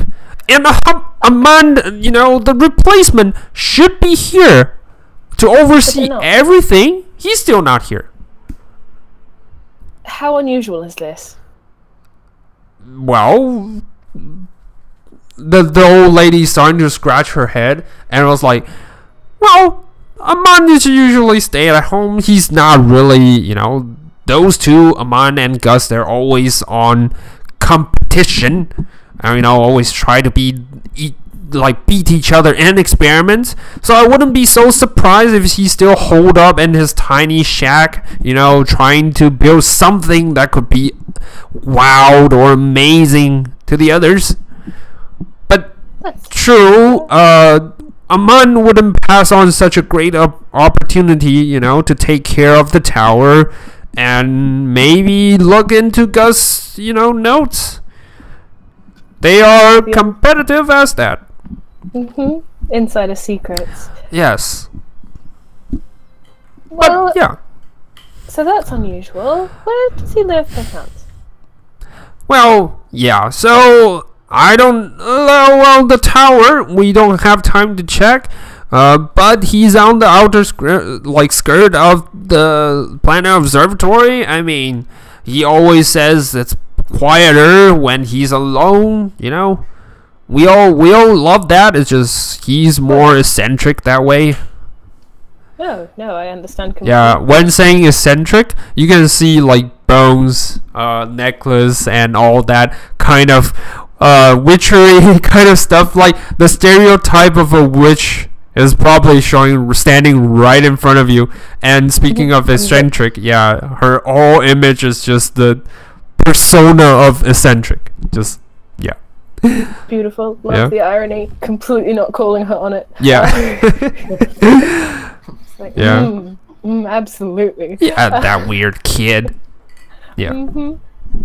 Anything else weird going on here? It's been a kind of ludicrous couple of weeks. Yes. I mean, this is the place where they first hit, so the heaviest of damage is right here. The meteor tore kind of destroyed the topper up floor, and she point up there. You can see Arcadia. You've been here before. Topper, like the tower of Arcadia, is already being smashed into two, and the old lady just continues saying, "Poor Andrew. He was so quiet in the sleep, and now he's just under a pile of rubbish. I mean." Even the powerful wizard, right? If you're left unprepared, you're left to dead. Yeah, it's about the sum of it. Yeah. Thank you for your information. No problem. Well, I would say Gus is not doing his best job as the leading, like, substitute of principal of Arcadia. So I would probably vote him off next time.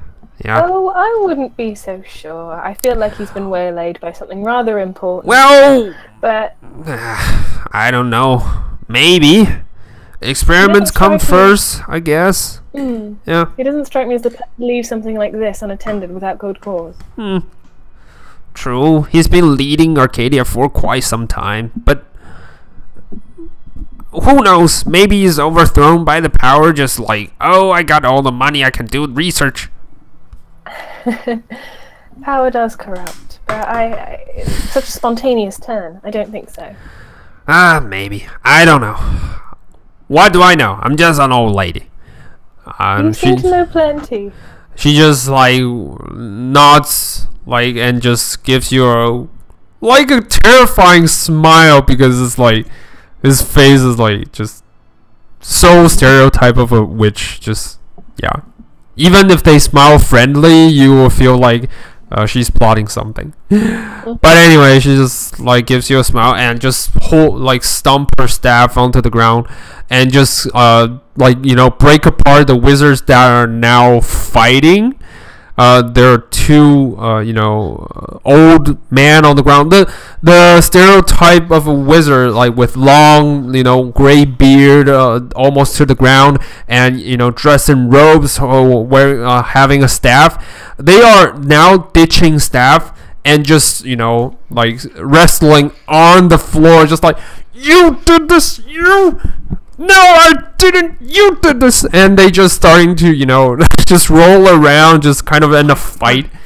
Yeah. I'm just gonna laugh. Yeah. But it's like an old man fight. Just like grab onto someone's beard, grab onto someone's beard and just try to smack them in the eye socket, but it's so weak, just can't even punch. It's like it's terrible to watch. Yeah. Tyler's gonna laugh for a second and then move on, head to the place that she got given. Yeah, the old lady is like smacking those two. When you leave, the old lady is smacking those two with her staff at the buttocks. So it's like, you two snap out of it, and just like, just trying to maintain control. Yeah. The other wizards are like, fight. Yeah. But anyway, you're on your way, and thanks to the old lady that points you to the right direction, you see the portal as well. And as you reach closer, you also see that on top of the giant, altar-y platform, you see the letter that was left there in the crack. I go head up and I'm like, what's this? Okay, you take it up, and you see Rivani's handwriting is like, oh snap. Alright, so you walk through the portal. I would assume that you walk through the portal, right? Immediately, just like, no, off we go. Yeah. You walk through it, and you just in time to see, staring at the far end. I'm gonna place your character token right here. So you would be seen here. You're now right here, staring just across the platform, just in time to see Rivani just kind of stares, the eyesight kind of cross in midair, just kind of oh shit. And this is the right moment where the door is getting open, and the wolves that are staring at the gold pieces, finally one of them turns around slowly. Everything happens at the same time. Alright, Rivani, I would say that you are already out of the way, so because you said you hide behind the rocks, right? The illusionary rocks, yes. So you left rooms for Sentinel to charge. Yeah, sure, no problem.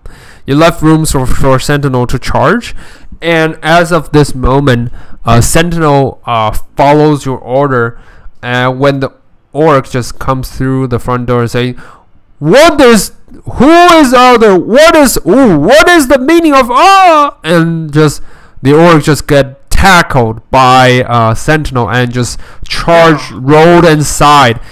I would like you to roll for initiative. Yes, sir. Yeah, too fine. Alright. Sentinel will roll for his. He's not doing really well today, but he's okay. 14 seems like his number.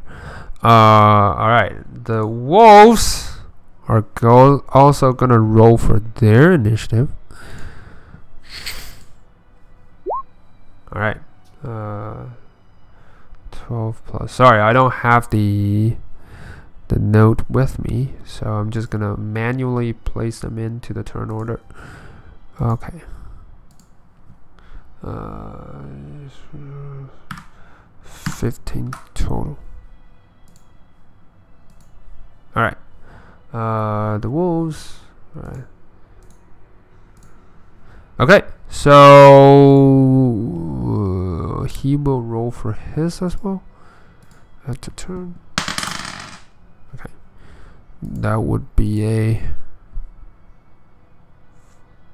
16. Alright. Alright, so you and Sentinel have the surprise round, and after that, you will have the normal round. Alright. Alright, so what would you like to do? Sentinel is right behind you. Surprise round is just like one action, right? Yes, one additional round to do stuff. Yeah, it's full combat. Yeah, it's full combat. It's not. Right, okay. It's not surprise action. It's surprise round. So. Oh, okay, yeah. Right. Let's see. All right. I'm gonna. Yeah. Once that's done, how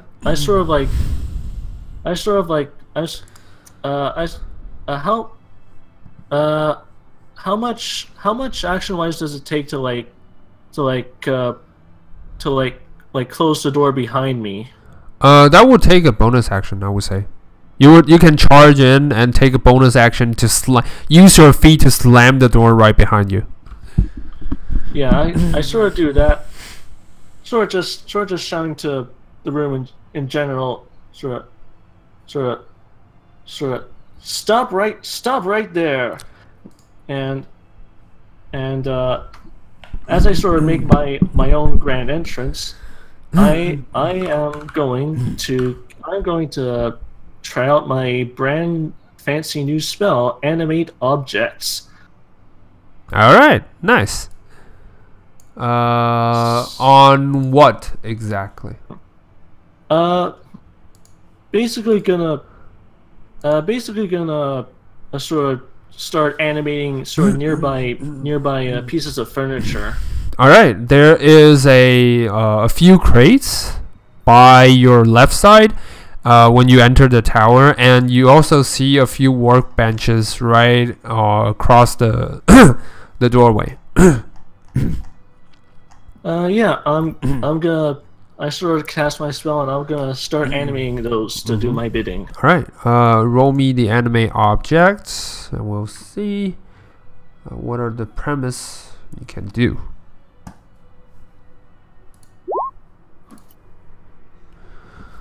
All right. So no magical, a large count is 4. All right. So you can up to 10 creature under your control.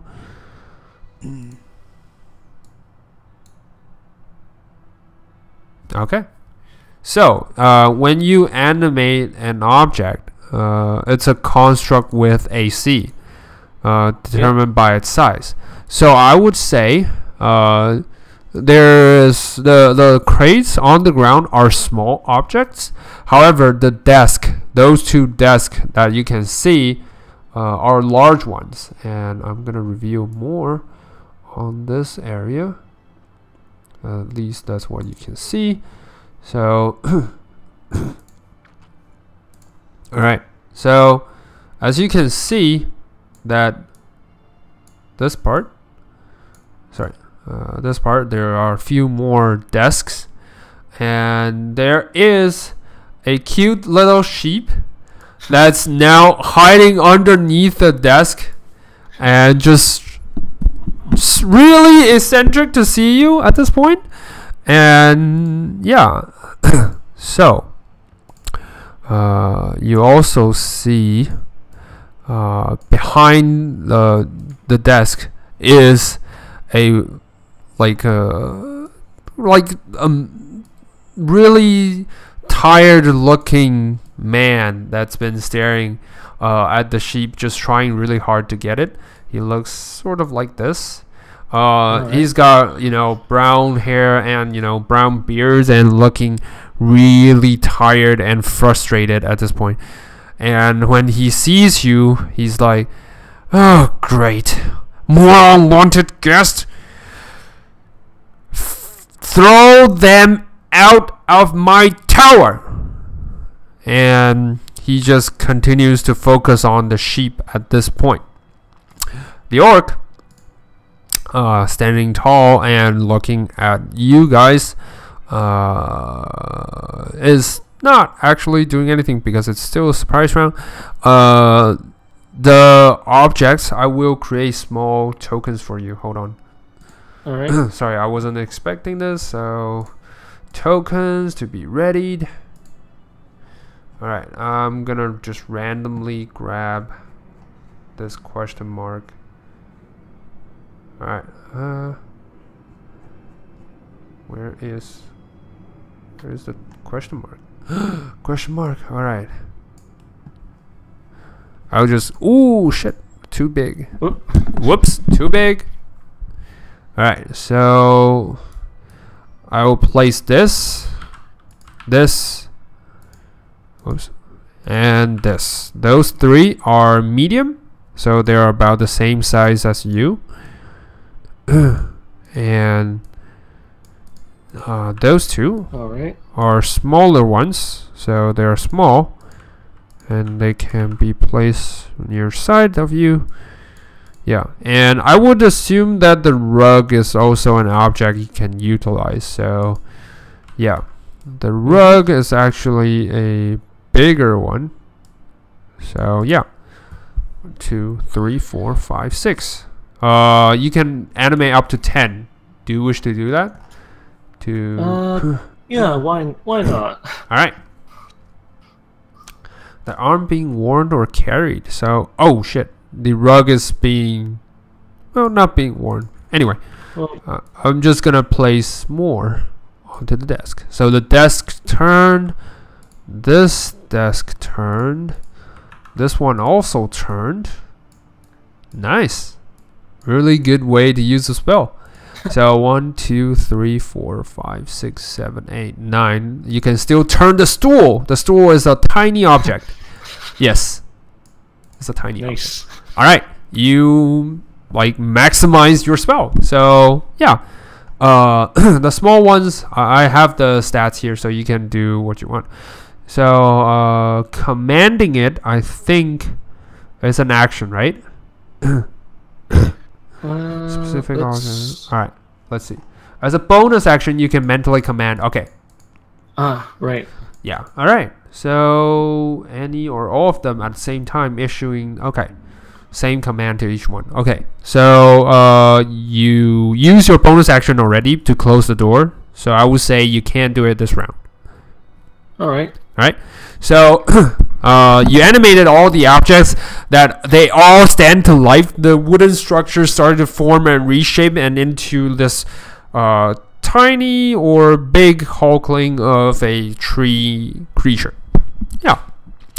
And now will be Sentinel's turn. Sentinel, upon hearing the yelling, would try to restrain, slam into the orc.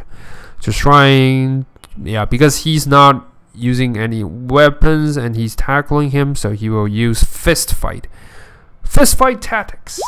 All right, strength to try to pin him down. Actually, if he roll for improvised attack, it's just a 1 point damage. So he will try to use the strength and to try to restrain him so he can't move. And actually pin him to the wall, actually. Alright. That will be both of his action. He can't do much with his bonus action.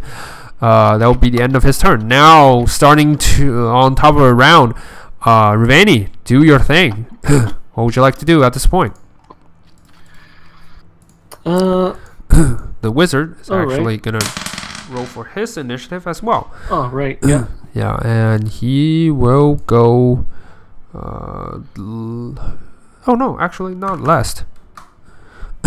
He'll go before the wolves. Alright. Cool. Alright, I'm going to I'm gonna command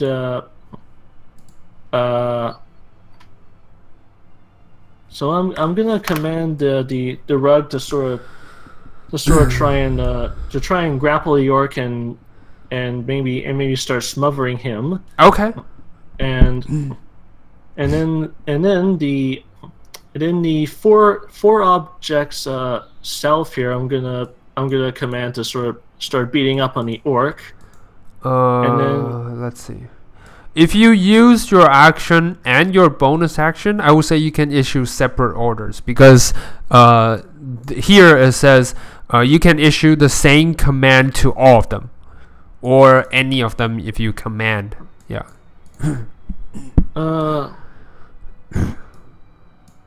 But it says right here, as a bonus action, you can mentally command any creature you made with this spell, and you can command any or all of them at the same time, issuing the same command to each one. So if you want the rug to smother the orc, they will all go ahead and smother the orc. Yeah.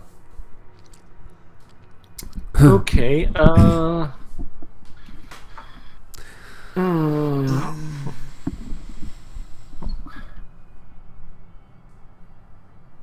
Yeah, so you can either just use your bonus action to command the rug to smother the orc, and use your action to command the others to, do other things, or you can, just command all of the others to do other things and just leave the orc be. It's up to you. Yeah. Yeah. All right. I'm gonna get Mr. Rug to start the orc here, and I'm gonna get the rest of my enemy objects to sort of try and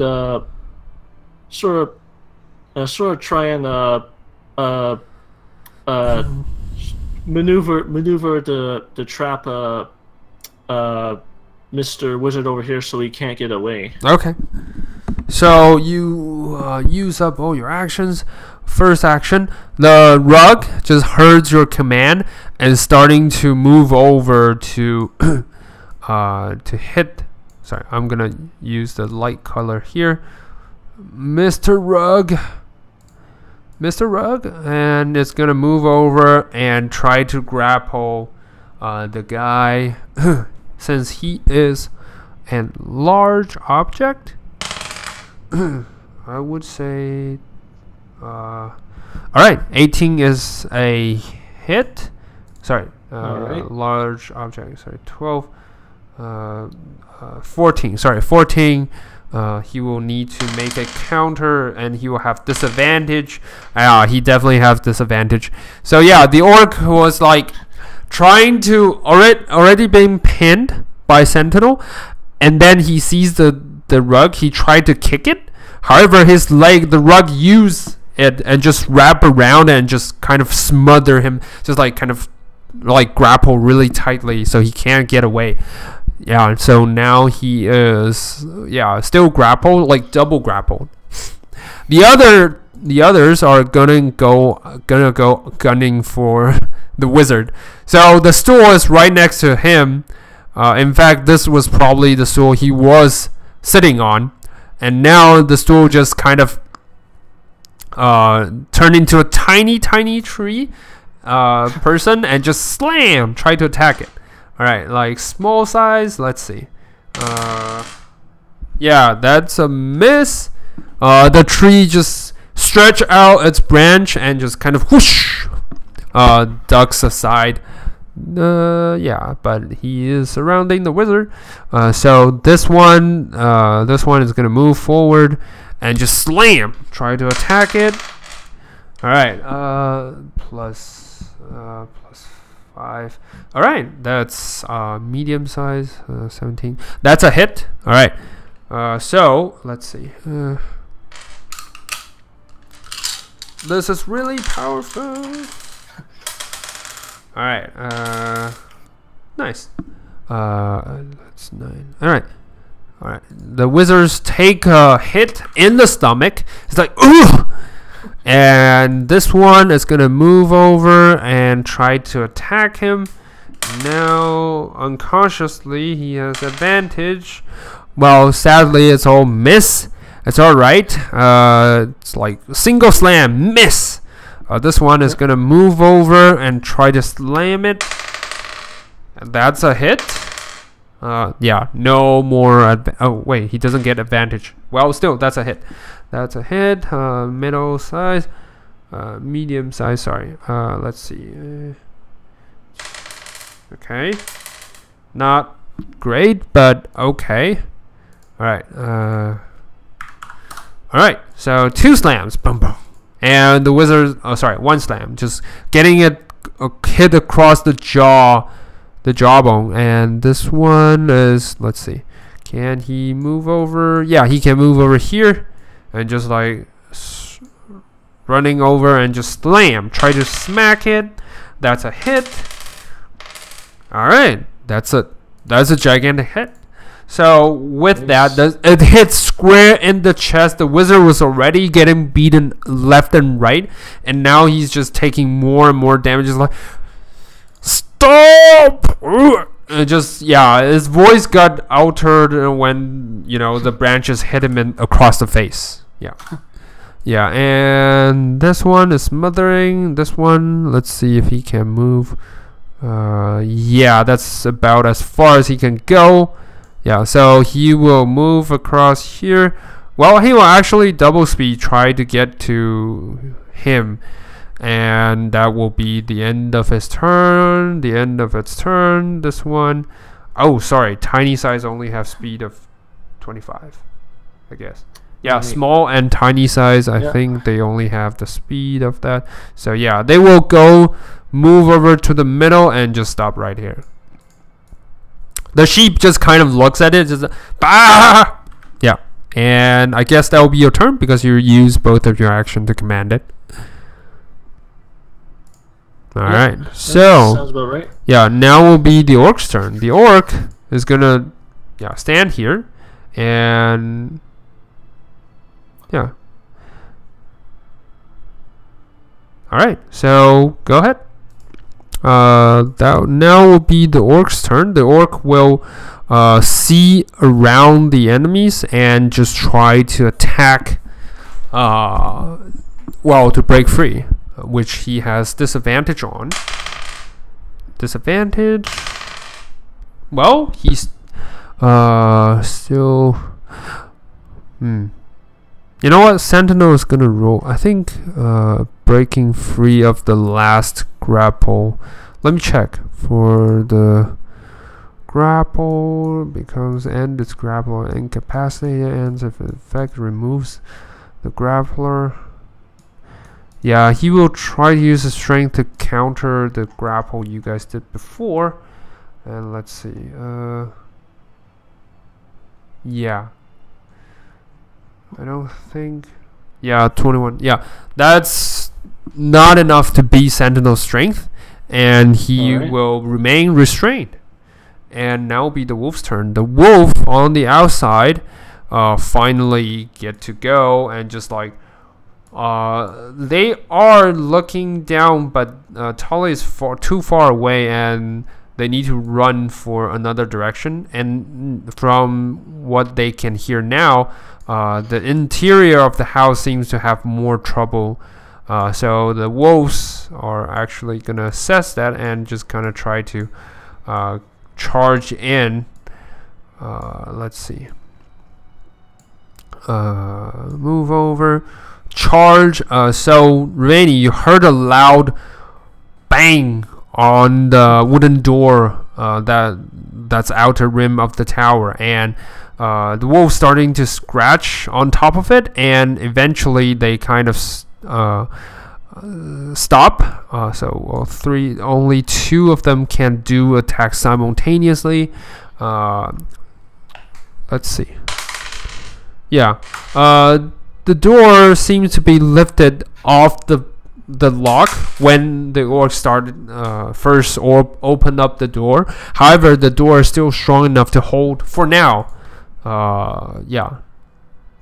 So now will be the wizard's turn. The wizard is gonna look around of the surroundings and look at you, Ravani, noticing that you are the source. He will raise. He will reach into his pouch. Sorry, reach into his pouch and takes out a kind of a kind of strange looking wand. Let's see. Yeah, the wand is formed of a long, thin twig. Seems to be taken from an oak tree. And it looks like there are cracks on top of it, rendering it kind of a weird state. And the wand, he's going to turn the wand towards you, and he is going to try to... Alright. No, he doesn't need to roll for that. I would assume that you have your mage armor on already, right? I believe so. All right. Yeah. So I would like you to make a wisdom save. I think it's a wisdom save. Hold on. It's back to checks. Needed.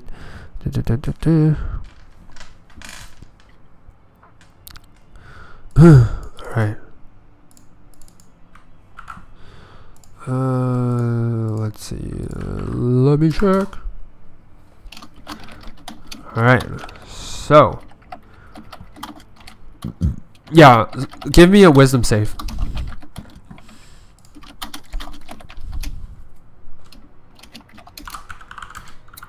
Sorry?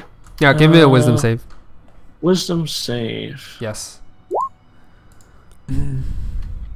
Alright. Alright, so you feel this strange, irritating kind of feeling that started to transform you and reducing you into a smaller size figure. You felt that, why is the tower growing? And then for a second, and then realize, oh no, I am shrinking down to size. And then you look at yourself, you find white wool like starting to grow from your side, and then you realize, damn, I'm being turned into a sheep. And all you can say is, bah! Ah, crap. Alright, let's see. Wait a minute. Wait a minute. Wait a minute. Uh.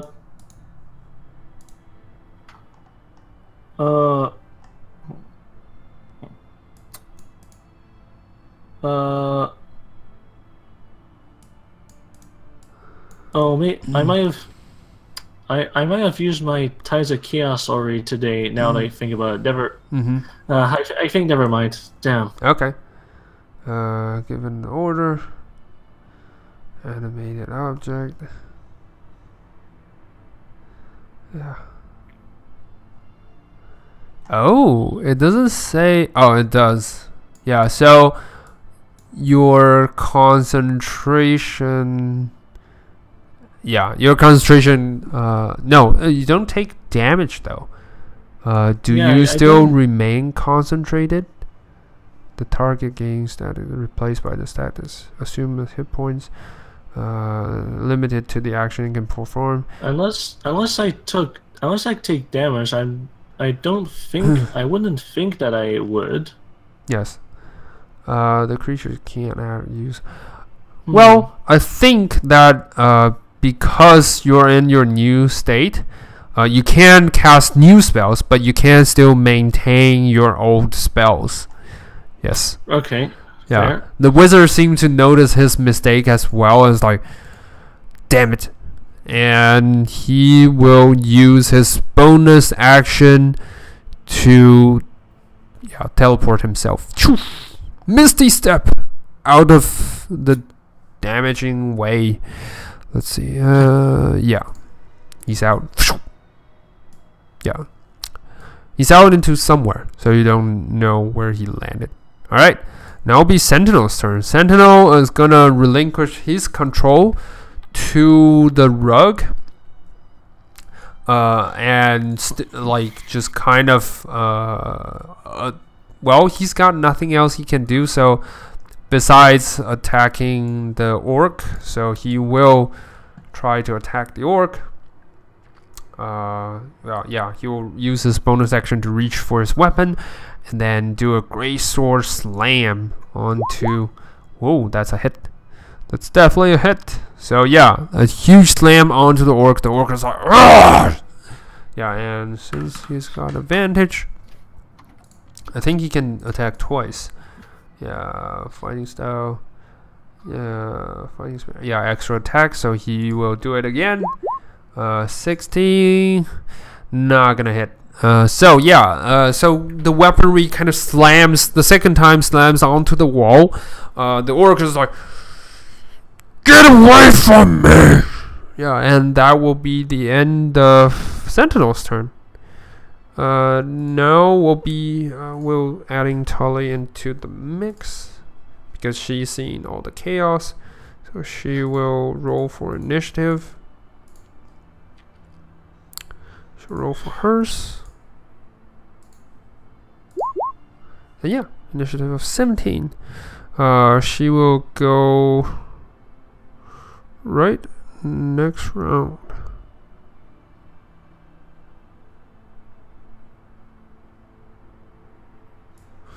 Alright. So Ravani, you're up. Damn. All right. I sort of start like bleeding to get Sentinel's attention to my situation, and then I'll sort of start charging around the room to try and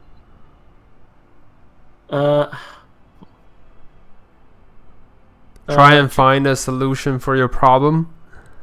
I guess so, yeah. Alright, so you started to wander around basically and to try to find some way to lift yourself, but for now it's like can't do much, like in all seriousness. So let's see, polymorph, oh, can activate, okay. Yeah, there's nothing else you can do at this point. Yeah. So yeah, that will be the end of your turn. You're just running around trying to get yourself out of this situation. Yeah, pretty much, I guess. All right. I would say that you still remain control of your animated objects. It's just I think animated objects. Can you communicate? Yeah, you can mentally command them, so you can still ask them to do the search, or lift you up, or be your car. Yeah, like just be your personal driver, designated driver to carry you around. Yeah, I'm gonna leap on one of the larger furniture and just gonna ride it around. Yeah. All right, you ride it around just like a champ. All right, I'm gonna move you to the front, and then I'm gonna give you this token. Sheep. Yeah. All right. That will be the end of your turn. Let's see. Yeah, sheep. Put you up as a snail. Right. So the objects, they all started to since you can only do that, they all start to gather around you and just kind of moves you around. Just kind of carries you around. All right. Ding ding ding. Yeah, even the smaller ones, they were trying to help, but kind of can't because it's like the bigger ones just take you up. So yeah, so you are now on a card formed by the animated objects. Yeah. All right. That will be the end of your turn. Now will be the orc's turn. The orc try yet again to break free. No luck. Still stranded and still there. The orc is gonna do one thing though. He's gonna whistle. Like, I can't do whistle, so don't make me. But anyway, yeah, the whistle starts, and it seems like he's given a command to the wolves outside. As the wolves kind of stopped scratching, but like you can see this. So as he whistles, you can see the wolves starting to penetrate their head through the wall, through the wooden door of the tower.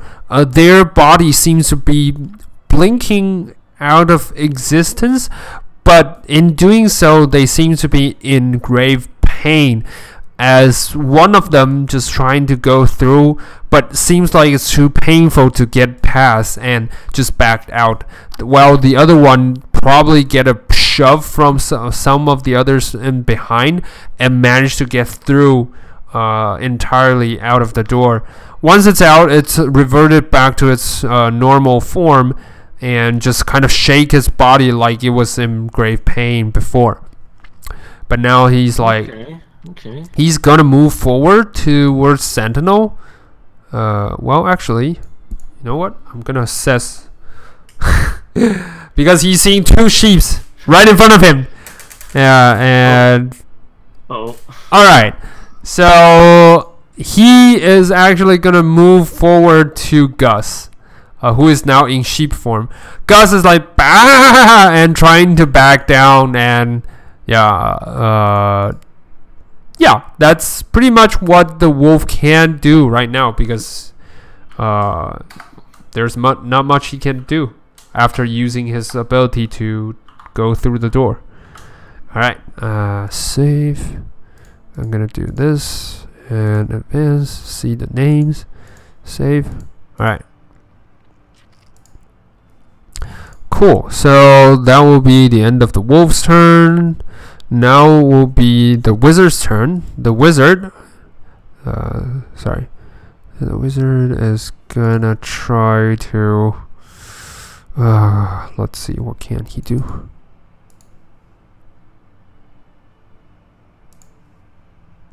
Alright, the wizard is gonna try to do something in the back, which you can't tell what it is, but you see that the smothering rug that was like around the the orc suddenly gets slammed by numerous darts of energy. So he's a medium-sized creature. So let's see. All right. Okay. 3, 4, 5. All right. So it gets slammed left and right. Still standing, but really in a bad shape. You see a few holes penetrated through, the entirety of the body. Let's see. So, okay.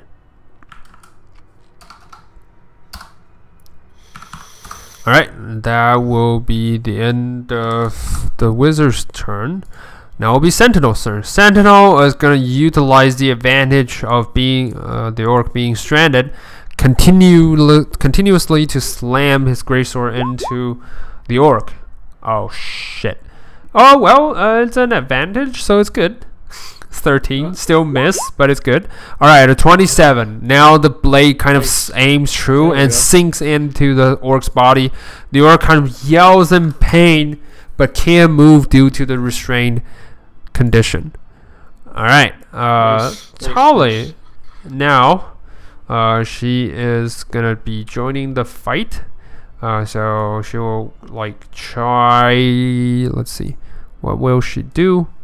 Typical Tali will try to find an vantage point, so she will maneuver around here, and double speed actually, double up speed to move around the stairs. Okay, yep, that is as much as she can do at this point. Now let's see. Yeah.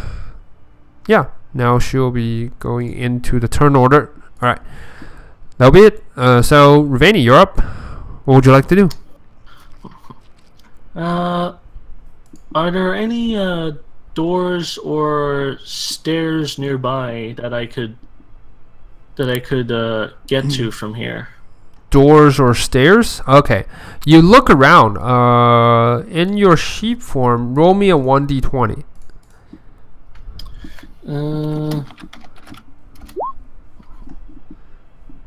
Alright.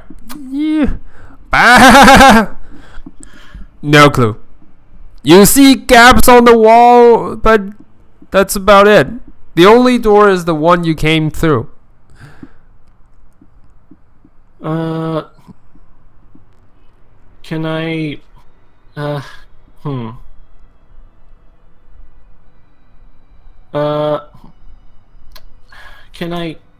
Can I leap off the the animated objects? Yes, you can. Yeah, I'll sort of go to the gap that I can see. All right. So you walk around and see more desks, more experimental tools that you can like the wizard would normally utilize, but there's no there's no gap or window or any sort of doorway that you can utilize, at least not around the area right here. Okay. Damn. I guess at this point, then I'm just gonna order my objects to attack any wolf that is in or enters this room. Mm-hmm. All right, so yeah, that is the full examinations you can do right now. You can definitely do that next turn to try to find another place that you are looking for, either a doorway or a gap or something. But for now, all you can see is desks. All right. Yeah, around the area is just right there. That's it. Are you pointing to somewhere? Because I'm not What? if you're using a cursor to point to somewhere, I'm not seeing it. No, Oh, all I'm okay. saying is you are just looking at more desks, more Okay, experimental stuff. Yeah, that's it. Okay. All right. And yeah, that's the command I'm gonna give to my objects. All right, so they are gonna look for. No, to the command I gave was to attack any wolf that is in this room Okay. or enters this room. Okay, sorry. So yeah, they will follow your command as they surround the wolf and trying to beat the crap out of it. So more armies around it. Sorry. So this is about the approximate number they can do. So I will just roll for individual ones. Fine with me. That's a hit. That's a miss. That's a hit. That's a miss. That's a hit. So 1, 2, 3, 4, 5. So 3 of them hits, and 2 of them failed. All right. All right. So the one that hits are the small ones, 2 of the small ones, and 1 of the big ones. The tiny ones and the other medium ones are all missed. So small. Let's see. 1d8. 1d8. All right. Ooh, nice. That's an 8. All right. Full damage. All right. 10. Nice. So it slams onto the wolf with 10 points of damage. The other two, the other small one. Oh, sorry. That's a 4. All right. Still, it's okay. It's good. It's good damage. All right. Then the third one, the medium one. 2d6. Let's see. Ooh, not bad. 9, 10. 10 points of damage total. Alright, so yeah. They all slam into the wolves. The wolves was like and taking hits from left and right. Alright. The others will just surround the wolf with walls. Yeah. That's it. That's all they can do. Alright. Yeah. Alright. That will be the end of your turn. Now will be Tali's turn. Tali will try to sneak around. Alright, she can do that. She can definitely do that. She will sneak around and try to get a drop onto the wolf. So that means she will use stealth to try to maneuver over. Yep. So she won't be spotted, and then she will stab the dagger. Oh, is it a dagger? Hold on, let's see. Yeah, I think it's the dagger. I can't find her weaponry because it's pretty screwy. Alright, the dagger kind of strikes. Ooh, a natural 20. Alright, that's definitely a sneak attack, and that's definitely a kill blow as one of the wolves just kind of just immediately drops dead. Like, Cool. yeah. And yeah, she will use her bonus action to hide behind something else. Alright, now it will be the orc's turn. The orc will try to break free again. Alright, this time he does.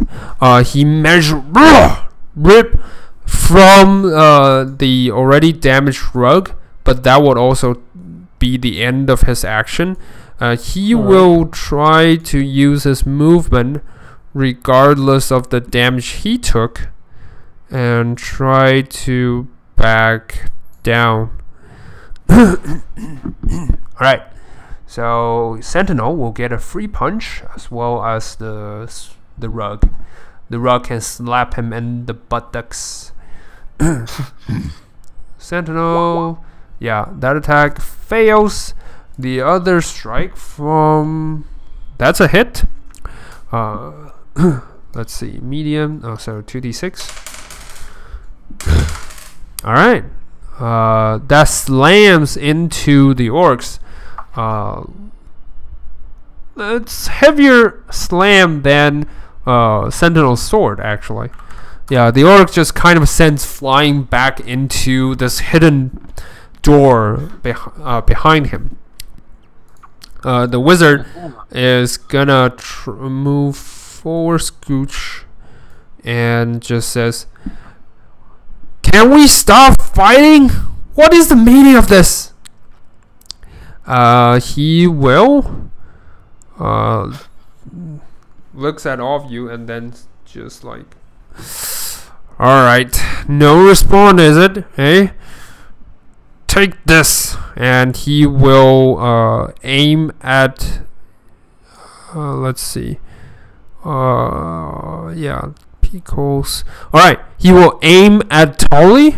Sorry, he will aim, so not Tolly, sorry, he will aim at Ravani, you, and try to do this let's see, yeah, I think try to do this.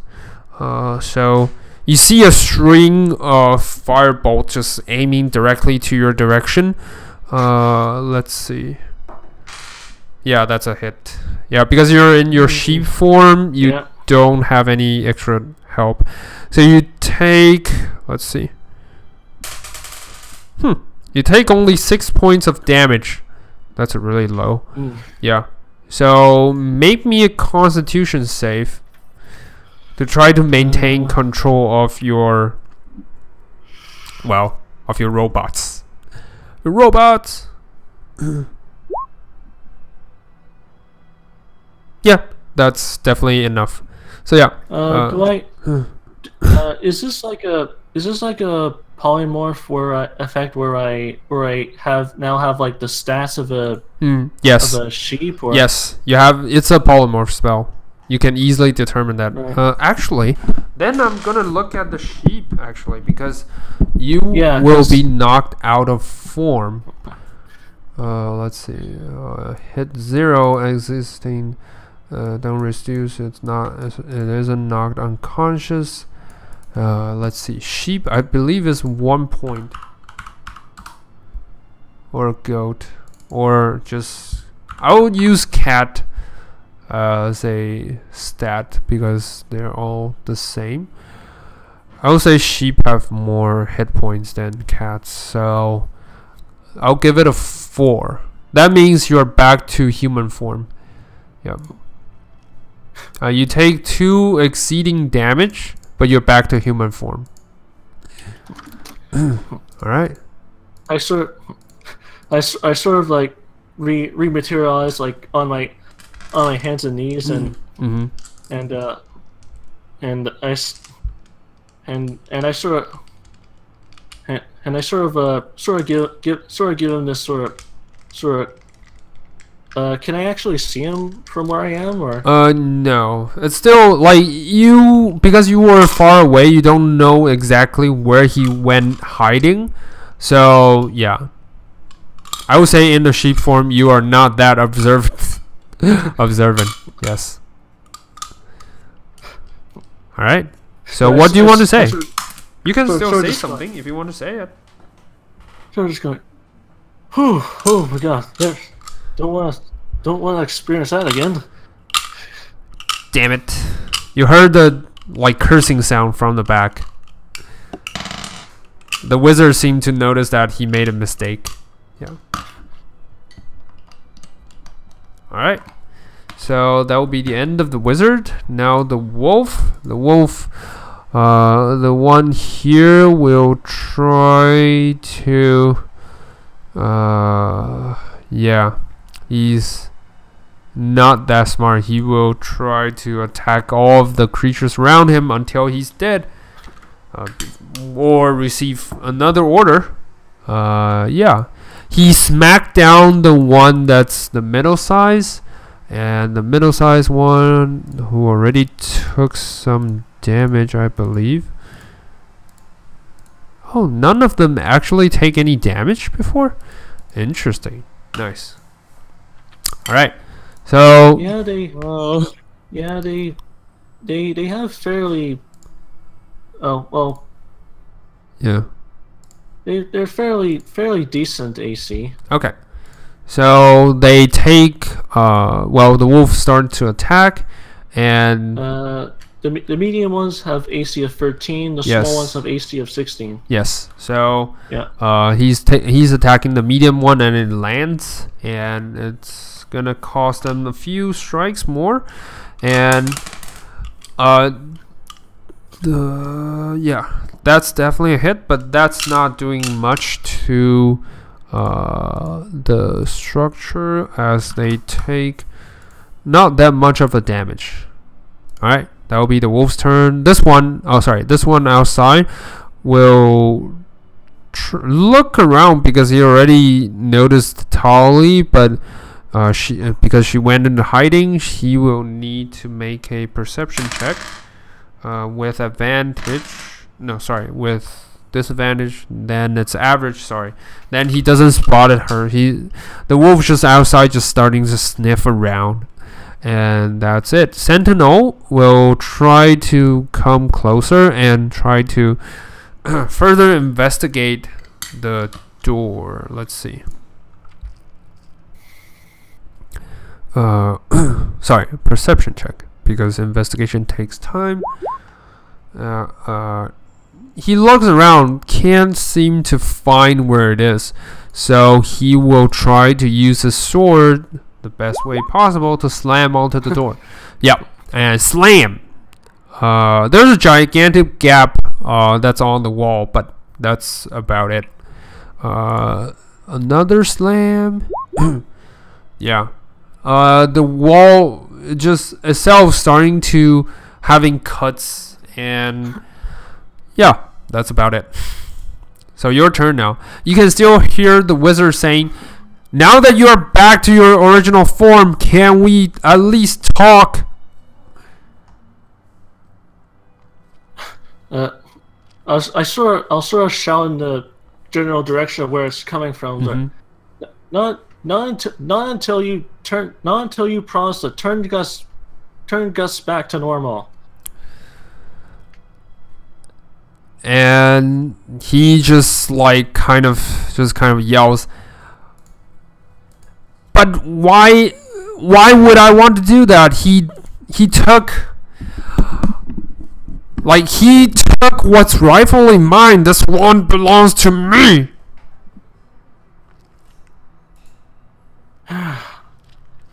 Fine, we're good. Fine. No, I mean, this was mine. This was mine discovery. We found it underneath in one of our investigation. We found it under a ruined temple, and this, according to our master, is supposed to be mine because I found it first, and Gus shamelessly took it away from me and claimed it's his investigation. Don't you see? He's trying to manipulate you into helping him. Don't fall for his trap. Well, maybe if you turn Gus back, I can sit the both of you down, and then we can work this out like reasonable adults. How am I gonna get any promises that he won't kill me? I'll let me worry. I'll worry about Gus, and look. If you turn Gus back, I promise I'll stop. I promise I'll make sure Gus doesn't like try to kill you right away. All right? Are you sincere, or are you trying to lie to him? I'm just doing insight check. If you're trying to deceive him, roll for a deception check. If you're not, I'm just gonna roll for normal insight. Roll for normal insight. Okay. Alright. He kind of looks at you and thinks for a moment and then said, "You promise? You give me your word?"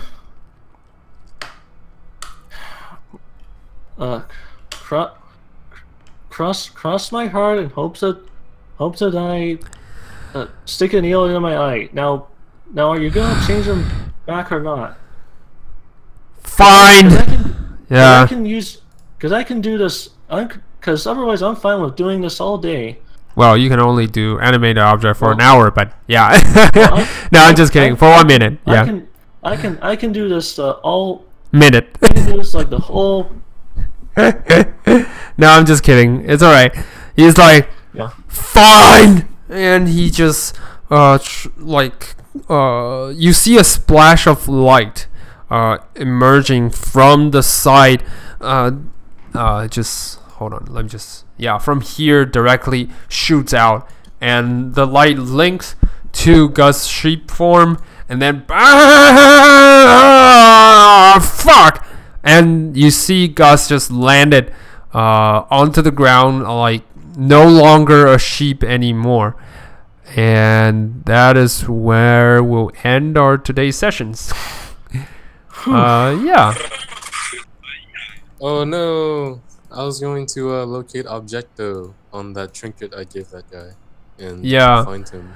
I was calling you last time, but you seemed like you weren't here. So yeah. Oh. Yeah, we were switching from like Rivani to you, and then you didn't respond, so we were like, oh, you dropped out or something. So I actually messaged you, Farku, that Rowan tried to call you as well. So. Yeah, I was like, oof. Yeah, so it's okay. We'll resolve what you're doing next time, I guess. But sorry about that. Yeah, it's my fault that happened. I'm sorry, man. It's okay. It's okay. It's all right. So we will resolve this next time. And apologies lately. Like I'll have more of this uncertainty in my schedule. So I'll keep you guys posted. I'll try my best to do that. And just try not to cancel any sessions. Right? Oh, that's fine. As long as you keep us posted, it's fine if you have an answer. Yeah, I'll try that. Yeah. I'll try that. I'll try my best. All right. Good job, guys. I'll see you guys next time.